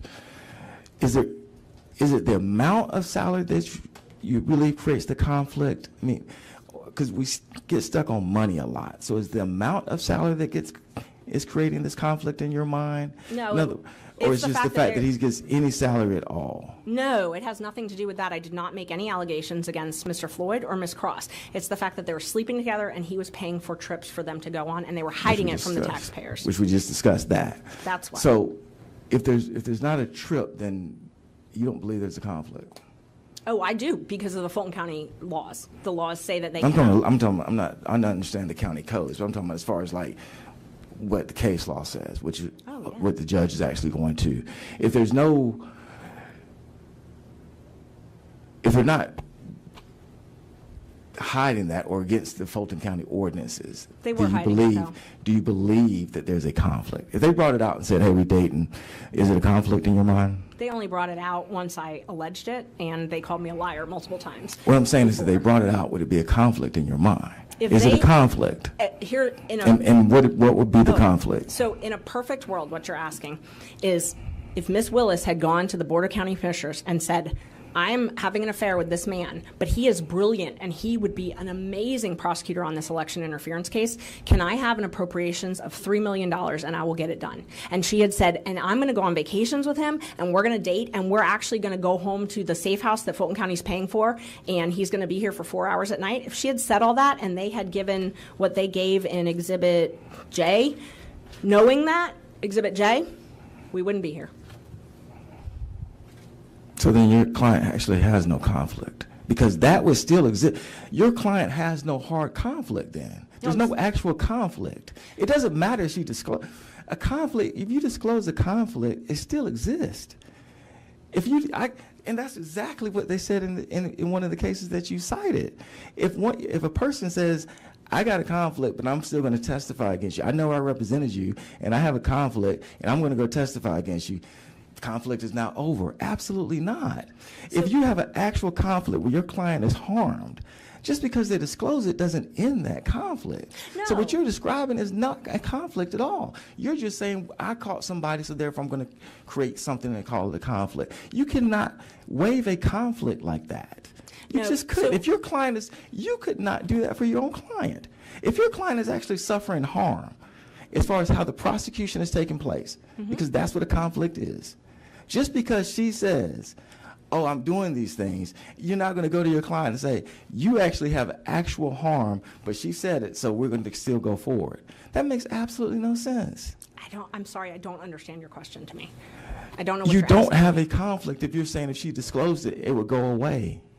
Then there is no conflict. No. I did not say that. I said we would not be here if that had happened. Right, That's because what I you said. wouldn't claim there's a conflict. No, because we wouldn't be here because it violates so many of the Fulton County statutes and ordinances and the state statutes that we wouldn't be here because it wouldn't have been approved. But if she disclosed it, not the way you said it, If but if it was disclosed, it's disclosed now. What is the conflict? The undisputed facts, the facts that we all, your side and my side. How is your whoever's client harmed? That's my question. Hold on, I'm trying to answer your first question now. So if all the undisputed facts, if those had been in front of the Board of County Commissioners, we wouldn't be here because there would not have been a contract, because it's in contravention of law. So we would not be here. I would not be bringing a motion because who knows if my client would have been indicted. Now, I wish we could go back in time and undo that and see, but we can't. And so Mr. Wade was in the grand jury. He should not have been there. He should not have been appointed. Had the Board of County Commissioners known all of the facts of the case, he would never have been appointed to this case. So we can't now speculate as to what could have happened. What case law do you point to prove that? Oh, the statutes. No, it's not a statute. Not Fulton County statute. I'm asking for Georgia Court of Appeals, Georgia Supreme Court. Is there any case that says that? And there's not. No, and it's really not surprising, honestly, because can you imagine this happening? I mean, It happens. in December, would you have imagined this happening? I think most people wouldn't All have. sorts of conflicts are taken up by the Court of Appeals. I and can Supreme tell Court. you, I have found some cases in other jurisdictions, but I have never found a case in Georgia where, and mind you, this only happens in Fulton County. So we're talking about Fulton County cases where there would be a special prosecutor appointed, because it's the only place that this happens. So otherwise, maybe the AG. So you're talking about a prosecutor sleeping with the person that she is appointing to do this work, paying exorbitant amount of money, not getting county approval, not filing. Is she paying him, or is he earning the money because he's actually billing hours because he's prosecuting the case? I don't. He's I wasn't billing there. hours because he's prosecuting the case, correct? I A would case that a assume. grand I would jury hope. indicted. I would hope that he's billing based on work that he's doing. I don't know because I don't have proof of that, and the billing is very irregular. But I don't know, so I don't. But I mean, wanna words speculate. do matter when we say that she's not paying him in that sense. He's earning money for a case that he is in charge of prosecuting, that a grand jury indicted, and that's where we are. You're correct. She is not paying him. The Fulton County taxpayers are.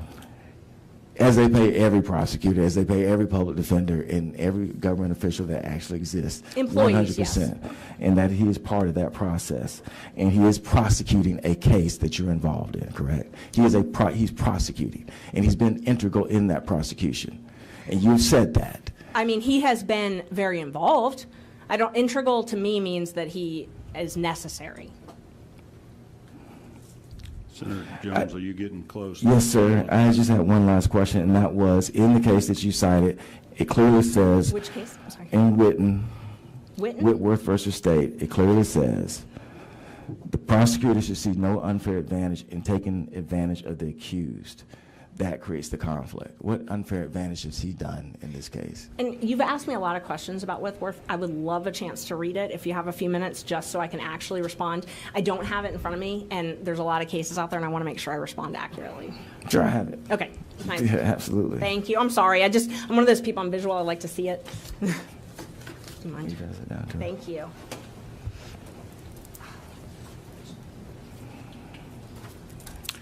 While she's looking at this, we're going to wrap up here in a few minutes. I wanted to let the public know how you can get information to us. Each senator on the committee has a separate email address for committee business, and it's simply the last name of the senator. In my case, it would be calcert.inv@senate.ga.gov. INV, obviously, for investigation committee. So each senator, their last name, .inv@senate.ga.gov. And David Cook is sitting over here in the corner as the Secretary of the Senate. He is going to be the safekeeper of any documents or evidence that we accumulate. His email address for this purpose will be cook.inv@senate.ga.gov. I've had a number of citizens that have reached out and wanted to provide information or be heard or testify possibly in front of this committee. And we are encouraging anybody that has input or information that might be helpful to us to provide it to a committee member, ideally to cook.inv@senate.ga.gov, because Secretary Cook will provide it to all committee members. We don't have a next meeting scheduled yet, but it will be no more than a couple of weeks away. Ms. Merchant, you may not be able to have completed your testimony today, and we may have to call you back for additional questioning after today, but I'm not rushing you. Take your time, read that. Can it not be the first week of April? Yeah. Cobb County spring break, please. That'd be fine. Thank you. Okay, yeah, no, I'm so glad. So this is Morgan. When you said Morgan, it should have, J-Tom, it should have struck with me. I remember this now. So this case, so J-Tom was actually the district attorney when he first took this case, and he was not. Don't talk, wait. Oh, I'm sorry, I forgot the microphone. I'm not good at that, sorry. He took employment later on. So the employment, so it's different than our case because he took employment later on. He wasn't actually paid hourly. He was a member of Prosecuting Attorneys Council, and I'm glad you brought that up because that was one thing that I didn't really go into earlier. The other way that counsel is usually appointed in these cases is the Prosecuting Attorneys Council actually appoints it, and that's what happened in that case.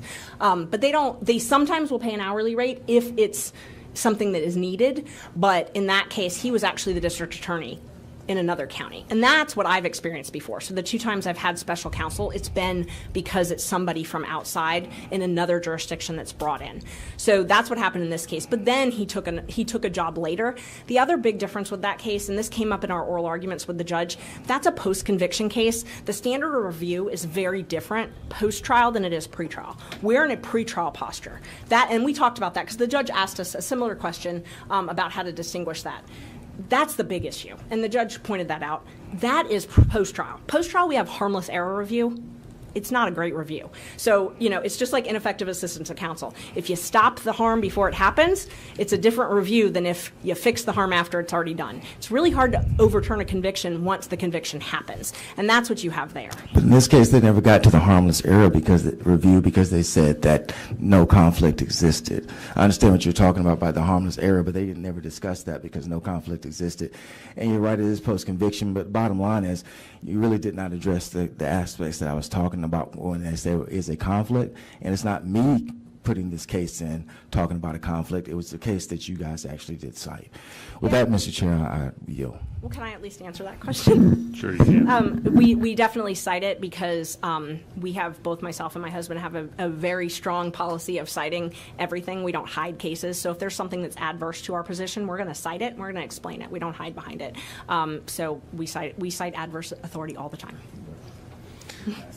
Adverse authority, but that's fine. The oral arguments that we did, that was how the oral arguments started. So. All right, so that line of question deals specifically with the legal principles involved in your motion to disqualify. As I understand it, you're not really claiming a conflict of interest between defendants, et cetera. It's the conduct of the prosecutor. Yes. Yeah, there's no conflict. Conduct. Yeah, we're not talking about the conflict between defendants. We're talking about the fact that the DA's office failed to follow state law and get an approval, failed to follow county policies to get approval of her budget and this contract, that he was not eligible to have been hired had he been disclosed because of, you referred to it as nepotism, but it's relationships Yes. with, and your complaints are of she's receiving a financial benefit of gifts of more than $100, which violate county policies. Yes, county and state. So, and we attached that to one of the briefs, her return where she filed it under oath that says, Okay. I mean, it specifically says if you've got something over $100, you have to disclose it. And Here it then- is. It's so it's called the Fulton County Income and Financial Disclosure Report, and that says, and it says pursuant to Section 2-79 of the Fulton County Code of Ethics, that anytime you've got each gift or favor from a single prohibited source in the aggregate amount of $100 or more. And then it says, for purposes of this section, gift and favors means anything of value given by or received from a prohibited source. Prohibited source means any person, business, or entity that the involved officer, so Ms. Willis, knows or should know is seeking official action or seeking to do or doing business with the county. So obviously that would apply. Okay. And failing to respond to your open records request and potentially giving false testimony under oath if your version of facts is proven to be true. Yes. Okay. Keep us posted. I guess we'll keep reading the press as to how your case progresses, I guess there. I'm troubled about this Find the Votes book. Are you saying that the prosecutor has been discussing an ongoing prosecution and her prosecutorial strategy and indictment strategy to authors of a book during the course of the prosecution? Yes. And yes. that book is now come out? It is. It's. I don't think I brought it with me. No, I have a copy. We admitted a copy at the hearing. No, it's out there. It was published. Is that a violation of ethical obligations in some way to be publicly discussing, just like the public statements you made about the guilt of a defendant, et cetera? Yes, definitely. And we alleged that and argued that as far as forensic misconduct. It's very surprising, shocking, and I don't know that there's a ton of cases on it. But that book, also, we talked about it somewhat in our hearing because it goes into a lot of details about the financial troubles that Ms. Willis had prior to becoming DA. And so, it talks about that a lot. Okay. Is she getting a financial benefit from that book? I don't know. Is she getting a royalty or payment for having been a contributor to it? I have no idea. Okay. But I know her dad testified that he was interviewed for it. He came to the district attorney's office and was interviewed for it as well. And I think that was when her dad first learned that she had dated Mr. Wade, I think. But I may be wrong. Or maybe that's the first time they met, something like that. All right. Well, thank you for your willingness to testify before us, and the documents you provided. We'll need some time to analyze and review those, and again, all committee members have access to those. At David Cook's office, he's got them literally locked up in a room.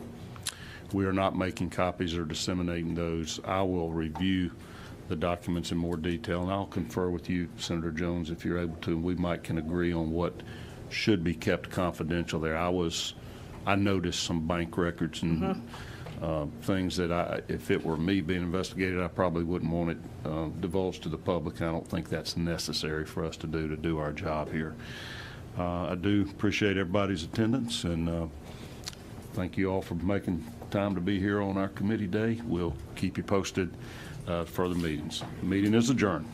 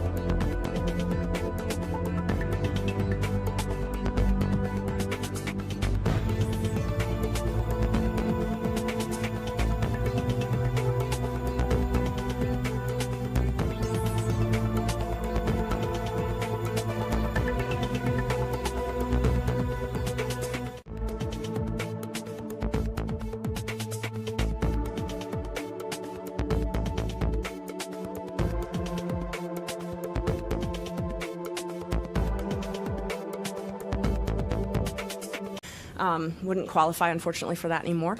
But and then recently I was awarded at our annual meeting for the Georgia Association of Criminal Defense Lawyers. I was very honored to receive award about my work defending the Constitution. Okay. So you are the current president of the Criminal Defense Lawyers Group? Yes, Yeah. yes, and it's the Georgia Association of Criminal Defense Lawyers. We go by GACDL. We have about 1,500 members right now. We're aiming to get around 2,000, but we're one of the largest defense bars in the country. Okay. And tell us a little bit about your trial experience over these last 20 years. So I started doing post-conviction work, which is, after a person is convicted, doing appeals and habeas work. Then I went into misdemeanor trial work at first when I was a public defender. I moved into the complex felony division, which is where the majority of my practice has lied. I do about half of my practice is appeals, appellate work in the Georgia Supreme Court and the Georgia Court of Appeals. The other half is trial work. I specialize in complex felonies, so anything that's mostly in Superior Court. Every once in a while, I'll have a client who has a state court case, and so I will end up helping them on that, but primarily complex felonies. All right. And during the course of your practice here in the Atlanta area, tell us a little bit about your involvement, and I'm just going to refer to these as the election interference cases. I think there's 16 or 17 defendants. You are involved in those cases, I know from seeing the news. Yes. Who do you represent? I represent a gentleman named Michael Roman. I was hired late August, early September, around, I think it was late August, to represent him. He lives out of state, does not live in Georgia. Yeah. But so I've been his defense attorney since the time of indictment. All right, so late August or September of 2023? Yes, I began working on his case in late August of 23. I think I looked this morning, I filed my official entry on September 1st of 23, and then I negotiated bond for him, walked through the turn-in process, and began negotiations with the prosecutor. What exactly is he charged with? What's the offense he's been charged with? He's charged with conspiring to violate the Racketeering Act, so RICO. He's also charged with some of the more specific allegations for him are attempted and conspiracy to file false documents. So essentially, I've classified the indictment. The easiest way for me to classify the indictment is there's the folks that are federal officers, there's the folks that are charged in the alternate elector process, and then there's Coffee County. He's in that middle section. So that's the alternate elector process? Yes. And those are the documents that are deemed to be false. They're Yes, that's what he's charged with. He's charged with false, filing false documents, false swearing, things like that, forgery. And to be clear, you do not represent any of these alternate electors. No, I only represent Michael Roman. And you don't represent Donald Trump? No, I do not represent Donald Trump. Your involvement in the case is just for Michael Roman? Yes, exclusively Michael Roman, and that's my duty.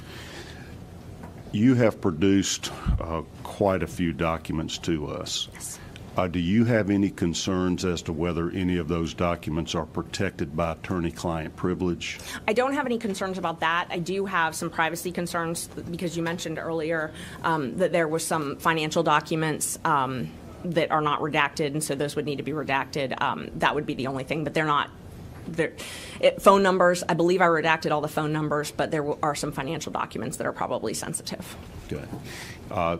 As far as Mr. Roman is concerned, is he giving you permission to speak freely about his case and about the evidence or documents you've accumulated in the course of his defense? Yes, we went over the subpoena that I received and the classification of documents that I was asked to give. All of those were things that I obtained that I was asked to give.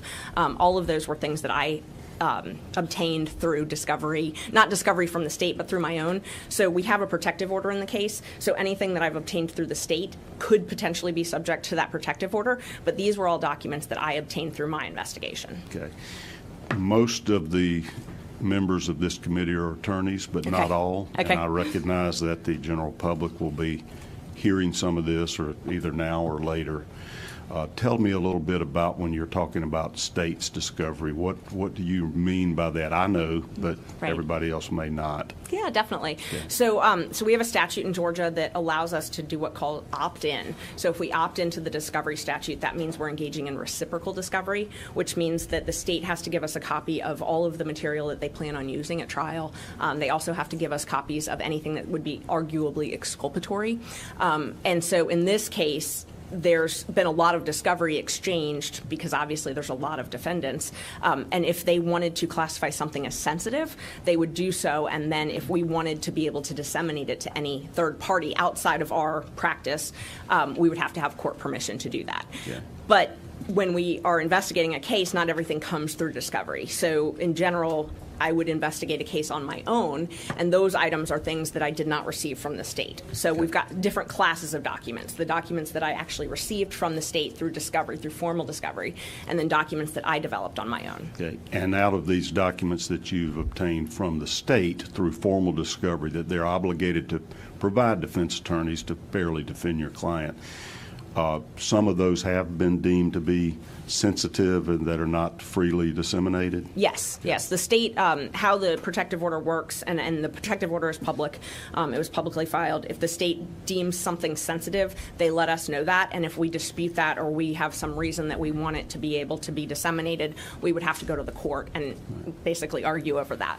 Fair to say any of the documents you have provided to our committee were things that you obtained outside of that formal discovery process and are not subject to any protective order? Yes, I did not. Nothing that was subject to the subpoena or that I provided was something that I got from the state, and nothing was subject to that protective order. I went through and was very clear on that. Okay.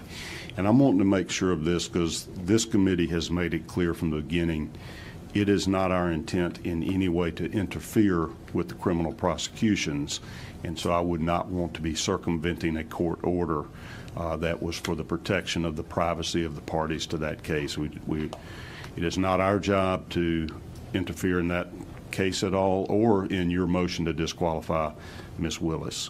I appreciate that. And I was very cautious because I certainly don't want to go against a court order protecting, so I did not disclose any of those documents.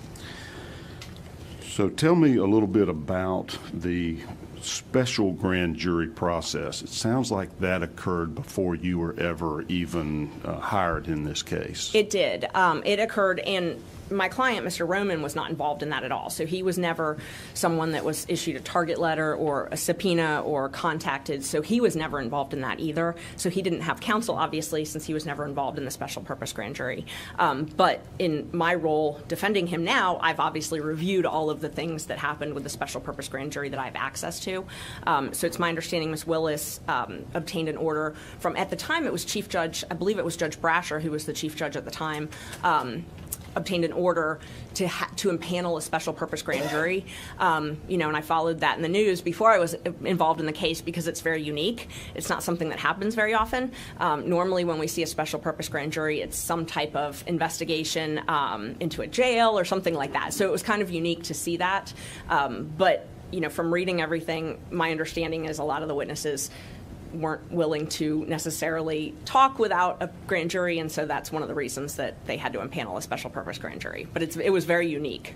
I've been practicing here a long time, and I haven't seen a special purpose grand jury to basically advise the DA, apparently, or a subsequent grand jury as to whether there's evidence to prosecute. Is that essentially what it did? That is exactly what it did, yes. So, and now through the discovery process, I've been able to review a lot of the transcripts and also talk with a lot of the lawyers who were involved and witnesses that were involved in the special purpose grand jury. But that's what they did. They used that process to subpoena, particularly out-of-state witnesses. So in Georgia, it's always difficult when we have a witness who's out of state because we have the interstate compact. We have to get a certification to get a witness subpoenaed from out of state. It is not easy. It is one of the more difficult aspects of our job. So they used the grand jury process, a special purpose grand jury process, to bring in testimony and bring in witnesses from out of state. They issued a lot of target letters to people back and forth. There was a lot of people that were targets and then weren't targets who testified, maybe negotiated some type of immunity, things like that throughout that special purpose grand jury. Okay. And is that made public to other defense attorneys if immunity has been granted to any witnesses? I don't know if it was made public originally. I know that some of it has been provided to us through discovery. We had a motions hearing where the judge ordered that the state give us copies of transcripts because they had everything recorded. So there's a transcript from the special purpose grand jury. It's my understanding there's a transcript from just about everything, but it does appear like sometimes that was cut off. So there are some sections that were recorded and then maybe a section wasn't recorded and then they went back on the record. But it was recorded, which we rarely get in a regular grand jury. We rarely, if ever, get that type of testimony. So that was very unique to have.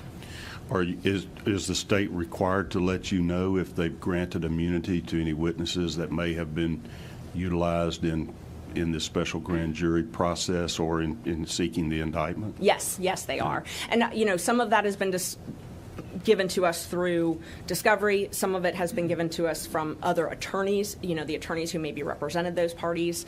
There was a lot of back and forth. There were a lot of, and this, I believe this was all public, that some of our state representatives, I think the governor in particular, were subpoenaed, and there was back and forth over who could grant immunity, who had the power in that office to grant immunity, and that's something that I reviewed in my work on this motion with the DA's office, because Mr. Wade was the one that took over that power. And so the emails that were attached to a lot of the pleadings, it was interesting. It first started out that there was someone else in the DA's office who's actually an employee of the DA's office who was negotiating all of that. And then it evolved to another member of the DA's staff, and then ultimately it was Mr. Wade, and there's emails where he said, I'm the only one that can grant immunity. I'm the only one that has the power to do this. I'm in charge. Was he engaged or involved in the special grand jury process? Oh, very much so. He was by far the lead of it. Right. And do you have the timeline of when that special grand jury was authorized and when it began to meet? Yes, I don't know the dates off the top of my head, but there is an order, and I can review it. I brought some of the pleadings with me, but it was authorized sometime. So he was appointed, the timeline, he was appointed in November 2021 to work on this case. It was sometime after that Ms. Willis sought the special purpose grand jury and got authority to do that. And then that went through, several months, and then they issued a report to her. So he was hired by the Fulton County DA's office before the special grand jury was authorized or impaneled? Okay. And so he was involved from the very beginning of that process. Yes, and he was actually hired, I believe, before it was even, I know it was before it was impaneled. I believe it was before the order was even issued, though.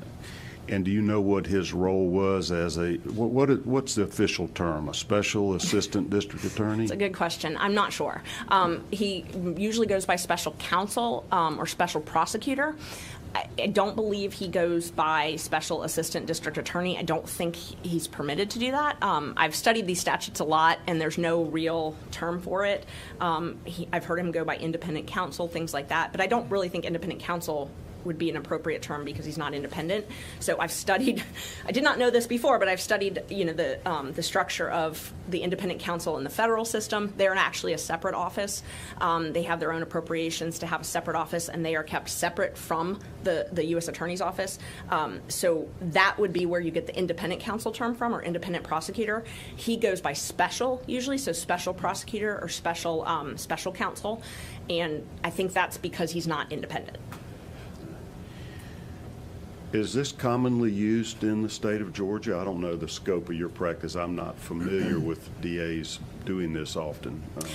No, and so I do practice throughout the state, and I've practiced in almost every county in the state at some point in my career, and it is very rare. I've had instances where there is special counsel, but those are very limited, and I can tell you about those, and then I can also tell you what I did to investigate that, because I had the same question. So first... Just so you'll know why we're asking, the scope of this committee is we heard a lot of the allegations, and you, as a matter of fact, made most of them, or made some of these public, and there's of course a public, outrage or uproar or concerns about some of the alleged improprieties that you have brought forth, both within the in the system kind of what's appropriate conduct, Right. And also financial improprieties. And we're tasked with investigating and finding the true facts, and not just taking the press at face value. And that's why we're asking you for documents, et cetera, so we can independently verify the various allegations that have been made. But we're also specifically tasked with, if necessary, amending existing statutes. Right. Or creating new statutes to build guardrails or whatever to essentially restore the public faith in our criminal justice system, in its impartiality and its fairness. And I have looked at some of the existing statutes, but it's very sketchy. What is the real authority? And we wonder if we need statutory authority or statutory limitations. And so I want to explore with you a little bit what the authority is for a special grand jury to be conducting a criminal investigation, and also the use of a special assistant district attorney is what I'm referring it to. Right. But so that's the context. You have done that research, so help walk us through this just a little bit. Is there a statutory process that gives authority to utilize a special grand jury to advise a DA or to essentially accumulate evidence for a DA to determine whether or not to indict? Right. So the first question was about whether this happens throughout the state or not. I did do open records to every single district attorney in the entire state of Georgia to find out, because I wanted to know, I knew based on my practice that it was a very rare process, but I wanted to know, I wanted the data. I wanted to actually see it. So we did an open records for every single district attorney. We have received responses from almost all of them. There's only a couple that we haven't, but I don't know that those would be big factors. The few that were remaining, I think it was Augusta that I haven't received one from. But I talked with two of the prosecutors in those districts. There's only two that actually use something that would be akin to this. And one of them said they haven't done it in years, but they have done it. And they paid between $40 and $40 an hour, which tends to be about the going rate for appointed counsel. It's between $40 and $60 an hour, I know, for appointed counsel in most counties. And then the other county that did use them, they use a part-time solicitor. And that DA said every time that they would have maybe some overflow work, an appeal or something that they had extra work to do, they would hire this part-time solicitor. So it was someone who was already a government employee, and they would pay $45 an hour for this person to do work. So those are the only people. This is a very unique to Fulton County, which I assumed, but I didn't know until I did the research. Nobody does this but Fulton County. And the AG's office does it, and so we got a lot of arguments from the state about, well, the Attorney General's office does it, but that's a whole different statute. It's not even the same section. So the Attorney General is authorized because they represent all of the state agencies. They are authorized to hire outside counsel, and they have to because there's a lot of conflict issues, and so it makes sense. So you've got different needs for hiring outside counsel. You've got conflicts, if there's a conflict, and if there's a conflict, you'd have to hire someone who's outside of the office. You couldn't hire someone like in this case, like Mr. Wade, to be special counsel because they're in the office. So you can't, when you have a legal conflict, you have to have, the offices have to be separate. So with the AG, that's usually what happens. Sometimes it's specialized knowledge. I mean, you've got people who are representing commissioners. You've got people who are representing, people in certain agencies in the state, in certain types of power. And so it might be a specialized practice area. So the Attorney General is authorized, and they actually publish it on their website, all of the rates. It's very transparent. So I went through and looked at everybody's rate. I mean, it's very transparent. How much they pay, it's based on experience. They get approval for that. They get approval for the appropriations for it, and it's just extremely transparent, which is in direct contradiction to how it works in Fulton County. And do you know how many judicial districts we have in Georgia? I don't. I do not. I could look at my open records request. So the judicial districts, there would be a district attorney for each of those, and so those are who I sent all of this. It's over 50. It's over 50. I think it's 59, but I'm not positive. That's what I think. I think it's 59. So out of those 59, you reached out to all of them to see if their district attorney's offices for each judicial circuit ever utilized a special assistant, outside counsel. Yes. And out of those, only 3 of them have ever done it? Only 2. Only 2. Only 2 had ever done Fulton it. County is one of them. Only 2. Yes. I'm sorry. It's 3 counting Fulton County. Okay. I did not send an open records to Fulton County on that because I already knew that they did it. Is there a statute that authorizes that? There is a statute, and I cite it, if I may, I cite it in my brief. Feel free. Okay, thank you. I don't want to misquote it. Let's see. So it's 15-80-20. And how I came to learn that is I actually contacted the prosecuting attorney's counsel early on in this case, and because I was trying to figure out the legality of this. I did open records, and I found out how much money the special counsels in this case were being paid. And there's about 20 different people in Fulton County that are paid under this type of arrangement. It's the largest personnel budget item in the DA's office. Why wouldn't you just hire more assistant DAs and have them in-house? That's what I didn't understand, and that's what, I mean, in my opinion, obviously, I think that's what should happen. But the reason that it wouldn't happen is because if you're hired as an assistant DA, you can't take private work. So the statutes, and they're all in section 1518, 15-18. The one that gives the authority for this is 20. But all of those, if you read all of them, it makes it very clear that if you're going to hire more assistant DAs, they have to be paid the statutory rate. So you can't just pay an assistant DA anything you want. You could not pay them $300,000, something like that. What is that statutory? I don't know it off the top of my head, but it is in the statute. I know that, like, District Attorney Willis, for example, I think it's around $200,000, and that's one of the top paid people. So most of the people are paid, somewhere between $100,000 and $150,000, something like that, depending on their role, depending on county supplements. So what the statute says is it gives a state salary, and then you can get a county supplement. But all of that is around that range. I'd say around $150,000.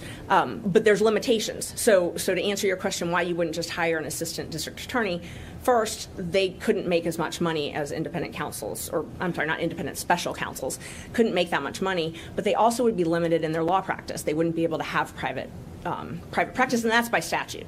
So if you are hired as an assistant DA, you cannot have a private law practice also. Do you know how many there are in Fulton County DA's office? How many special prosecutors? No, how many assistant district attorneys? No, I actually open records that, and it was declined. So we actually have a pending open records lawsuit, which I did bring. I asked for that. I asked for how many were hired, when they were fired, and they declined to give me that under the Open Records Act. So we ended up filing a lawsuit, and that's still pending. Because it just occurs to me, I think there's certainly dozens of them. Yes. Maybe 100. I think 100 would be a fair example, or a fair number based on just my knowledge of it. But there's quite a few, and if you had a certain amount of money that they spend several $1 million on these special prosecutors, that could be spent on a lot more assistant district attorneys. Do you know the process in Fulton County on how you approve the budget for the DA's office? Is that something controlled by the county, or does the DA have total discretion? It's controlled by the county, and I do know I actually went back and watched a lot of budget meetings. They have their budget meetings online. I read a lot of the transcripts, and so it's very interesting. It's kind of a long answer, though. Depending on who you are, in Fulton County depends on how your budget is approved. So, for example, the county attorney, if they want to hire special counsel, okay, and pay them hourly, like in this case, they go and they get that approved at the county level. They actually appear in front of the county Board of Commissioners and say, we need to hire this person at this rate, and they approve the rate. They monitor the bills. They do all of that stuff. So that's what happens at the county attorney's office. Okay, county attorney represents the county, is not prosecuting criminals like the DA does. Correct. It's civil. So the county attorney does all civil things. In this case, they actually did end up representing the DA in some of the open records issues, which is a whole other issue. But so the county attorney, the civil body, they actually go and get county approval from the Board of Commissioners. And there's actually a resolution. So I think I attached as an example in one of my briefs a copy of a resolution just to give as an example. I'm pretty sure I did. And it's very transparent. They get it approved. Yeah, here it is. It's called a resolution, and it's a resolution authorizing funding for additional personnel.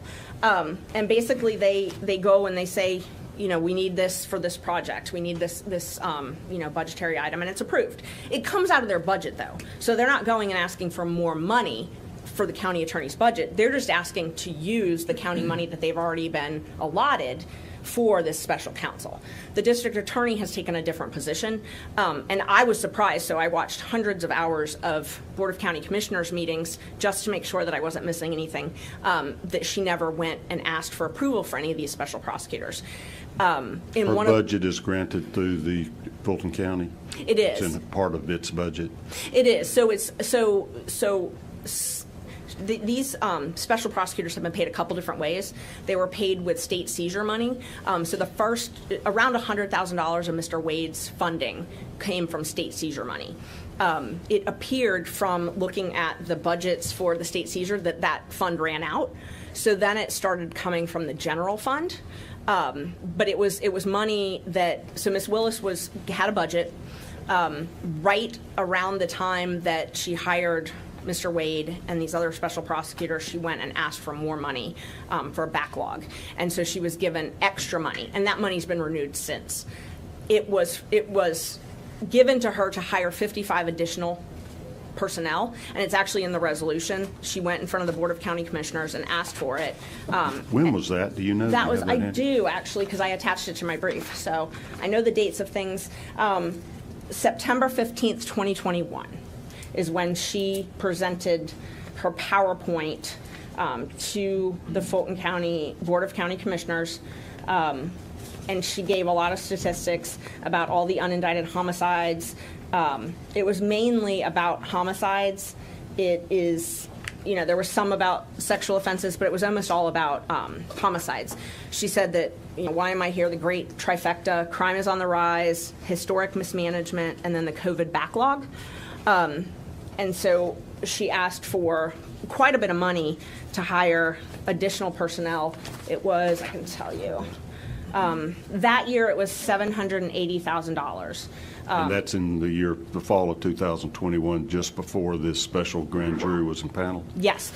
So that happened, she was awarded that money September 15th, 2021, and she actually did get the resolution and the process that you would normally expect. How much was that addition or increase to her budget? Not to exceed $5 million. Wow. So she was awarded for the end of 2021, which this is September 15th. She was awarded for September until December 31st, $780,000. It said, and then the next year, not to exceed up to $5 million.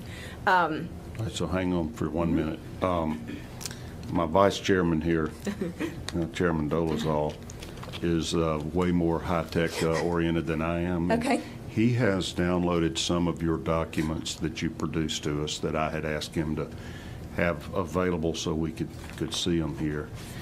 And I think you have produced to us this PowerPoint presentation that Ms. Willis made to the County Commission in September of 21 to allegedly fund backlog of murder cases, et cetera. Yes, right? That would be Exhibit A to that motion. Yes, okay. That's it. And is that what we have on the screen here? Let's see if we can flip this one right. It is. Okay. So this is part of her PowerPoint presentation for additional funding over and above her previously appropriated budget from the county? Yes. Yes, it is. Okay. All right. So what were the county procedures for approval of funding for, additional outside counsel, or in this case, it sounded like she was going to hire 55 people in-house to help with the backlog. Does the county have guidelines or rules or regulations as to how you get funding approved for either additional staff to work on her backlog of homicides or for special counsel to assist you? Oh, yeah. Yes. What are those proper procedures? You have to get approval by the Board of County Commissioners. And the statute, so the statute that I cited originally, 1820, that statute actually is the one that it says that you can hire additional personnel like this, but it has to have county approval. Okay. So, I mean, the statute says it already. You know, when you were asking about changing statutes, I mean, it's clear in the statute that it has to be approved by either local law or the governing authority, which would be the county in this place, and in this instance. And it's very specific that it can't be paid with state funds. Anything in that September 15th of 2021 proposal or request for funding that addressed or contemplated special counsel to pursue indictments against folks for election fraud? No, not at all. And I watched the video. It's online, her speech where she used the PowerPoint in the speech. There's nothing about that at all. And in fact, what was submitted was pretty specific. It was to hire 55 new employees, not contractors, employees, in November 2021 and December 2021. And I did open records based on this, asking who was hired and the dates of hire, because I wanted to be able to track that, and that was denied. And who made that denial, the DA's office or the county? The DA's office. And I did bring the open records lawsuit just in case you had any questions about that. So it was the county, and I can tell you when I filed it. Let me see. And we went back and forth, and you know, I requested it several times, but it was Dexter Bond at the DA's office who sent a letter back and said, we don't have that. We don't have to give it to you. He's like the chief assistant for Fani Willis. He is, and he's also the one who went to the Board of County Commissioners whenever they needed funding. So, you know, if they had some large printing, and they had a big rebranding campaign where they had a lot of money that was spent on this rebranding, like posters and things like that around the office, and he had to go and testify in front of the Board of County Commissioners to get that paid because they were not paying it. So he's sort of the go-between with the Board of County Commissioners. His official title is something like Chief Legal Officer or something like that. But he's an attorney. So you've gone back and reviewed all of the Fulton County Commission's minutes and records to see what requests were made and if there was a resolution granting the additional funding? Yes. Oh, yes. Was there ever a request for additional funding for a special prosecutor to pursue these election cases? No, there wasn't, and I knew that before we got the district attorney's response, but subsequently we got a response from the district attorney's office that said, we didn't do it, we don't have to do it, I'm a constitutional officer. So their argument was, we don't have to comply with those statutes or those rules because she's saying she's a constitutional officer, so she doesn't have to get county approval. She can spend her budget however she wants. Then why would she have gotten county approval for the other 55 attorneys? So what I've surmised is that was because those were staff members, and so she went and asked for additional budgetary money. She needed a higher budget. So for those 55 people, she went and asked for more money because she didn't have enough money. And once she was awarded that, it's her position now that she can spend that money however she wants. Doesn't have to use it for 55 new staff. She can use it for Special Attorney General. Yes. Not Attorney General. Special DA. counsel. Okay, Right. counsel. Yes. Essentially, that is their argument in their reply briefs that they filed in court, that they have inherent authority. They don't have to comply with the county ordinances, don't have to comply with the statute. So they don't have to comply with our state statute. That they have, once they're awarded the budget, they can use that budget however. I mean, how their motion, and I'm happy to send the motion, it's public record, but how their motion argued it was, if they get $5 million, they can pay that to one person if they want, as long as because the voters authorized her to do that. So the county, their position is the county authorizes a budget, and she can pretty much has inherent authority to do it however. Even though she specifically asked for the money to prosecute backlogged homicide cases in Atlanta. Yes. Okay. What's your opinion on that? You think the statute or county procedures permit that? No, I do not. And I cited several different county county ordinances. So when I read the statute, when I read 15-1820, and it makes sense, it makes sense intuitively. As lawyers, when we bill, someone is reviewing our bills. I mean, that's just, that's the process. If you're in private practice, your client authorizes your bills. If you're doing public defense, which I've done public defense, I've done appointed work, the governing agency approves my bills, and they will cut them. They will regularly cut them if they're too high. And so there's always some type of budgetary authority that's reviewing everything. So I thought it was very strange that in this case there isn't one, and that there's really no oversight, because it is public money. So I know that it's an elected official, but it's still public money. And I don't live in Fulton County, so it would probably aggravate me more if I did. So we have the code section up that you're referencing for prosecuting attorneys getting additional personnel. That's what Mr. Wade would qualify as, correct? Yes. So under B, that's the section that authorizes the appointment of special counsel. And it says the manner and amount of compensation to be paid is fixed by either local act or by the district attorney with the approval of the county. And so that's where that's our argument that this was not appropriate expenditure because it did not have county approval. So our state law requires, if a DA is going to go seek outside counsel, I'm going to call them, that must be approved by the county commission? Yes, without a doubt. And there are only 3 circuits that have even utilized this procedure. Yes. Do you have any idea what rates of pay were approved in those other judicial districts, or whether they went through some type of approval? So one was $40 and one was $45, and the annual amount that they spent did not exceed $2,000. And what did Mr. Wade receive? He's received about $700,000 so far. And what's he paid per hour? $250 an hour. Has Fulton County been given any opportunity to approve or reject those bills, or the fact that he's even hired? No, and that's an interesting point. So one of the things that the district attorney argued in their motions was that they don't have to have the actual bills approved. So she is the one that approves the bills. So essentially what happens was he would submit an invoice and she would sign off on it and send it to purchasing, and then purchasing would pay for it. So their argument in their motion was that the oversight is by purchasing saying a pay, that she would be the one that reviewed the time. So Ms. Willis reviews the time, and then it gets submitted to purchasing, and purchasing then pays it. And so that's the oversight, in her opinion. In the state's opinion, the oversight is from purchasing, but purchasing just gets a bill and pays it. They don't actually look at it and see if the work's done. Does Ms. Willis do that? Is she required to approve these bills submitted by the special counsel? So the contracts indicate that the bills are submitted to her. She doesn't sign off on all of them. A lot of them were signed off on by other people in her office, purchasing people and things like that. So there's no evidence that I was able to find that she actually scrutinized these bills or reviewed them or anything like that, but she may have. Okay. And you mentioned that attorneys that are working for state agencies or whatever, including the special assistant attorney generals, submit bills on itemized statement on what services they've rendered? Yes, and the attorney general has very specific guidelines on that. What you can bill for, how you have to bill, and is told to remind.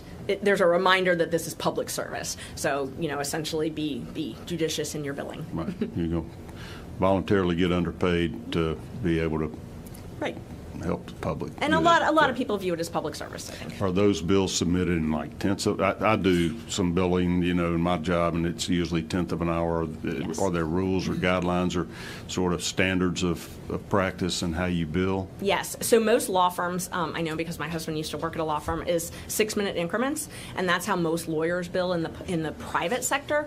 Public, it appears that most of them are in 10-minute increments. I know that that's what all of the indigent defense groups, they all are 10-minute increments, but I've never seen anything above that.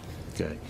And on the open records request you made to the other judicial circuits, how did those outside counsel bill? I honestly, I would have to go back and look. They were very small bills, though. They were making less than $2,000 a year, so they were small bills, and they were project based, which I think is also different. They would be hired to do a certain project. Okay. If Ms. Willis had hired a employee, one of these 55 employees, and task them with the job of going through a special grand jury process and helping seek indictments, investigate these allegations, what's the most they could have made?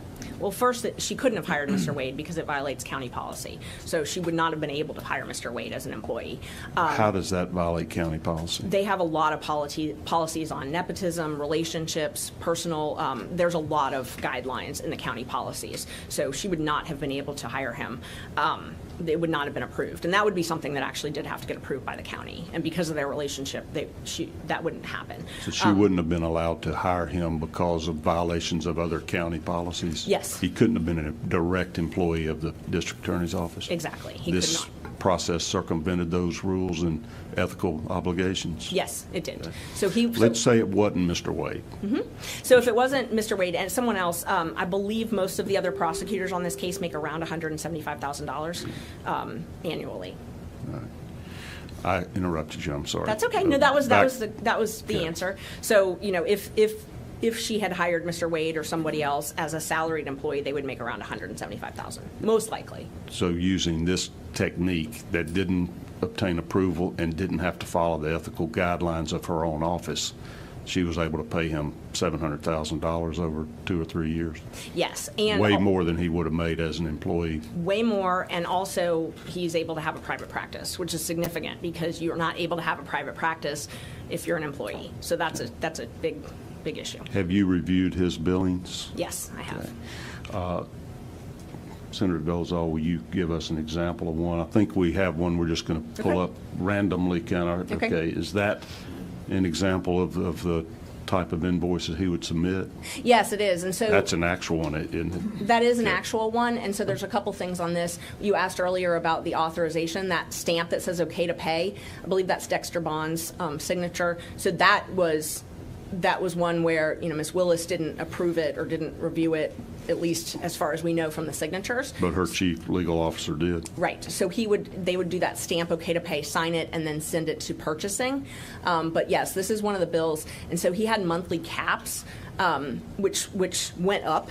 There were a couple different contracts that were renewed. So he had one contract that expired, another contract, and the monthly cap was $35,000 a month.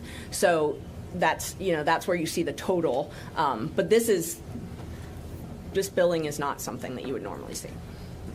All right. Well, I'm noticing it lists the day and just a number of hours. There's no real itemization of exactly how much time you spend doing whatever type of task. Right. There's none at all. And I also open records because in Fulton County you have a badge to access everywhere. So I didn't open records for his badge access. I was told he didn't have a badge. I was told by other witnesses that he did. So, I don't know. But that you would, if you were doing these things in the office, you would.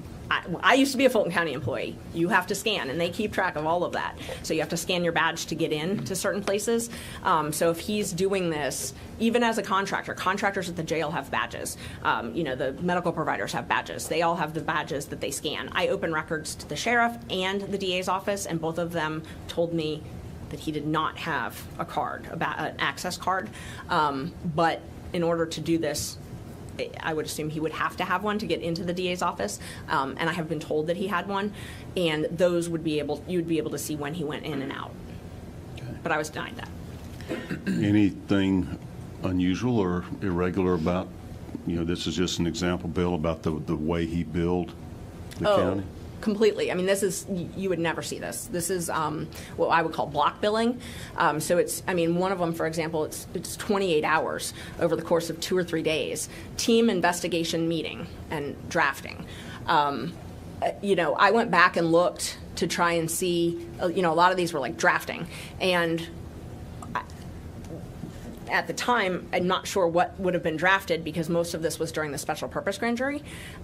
So there's not really a whole lot of drafting. And we've obviously never seen anything that he specifically has drafted. But I also calculated these team investigation meetings. So the majority of the billing are things like meeting with team. So if you see here, it's got team investigation meeting. Then it's got team meeting and argument prep. And then meeting with team. Most of his billing is meeting with team.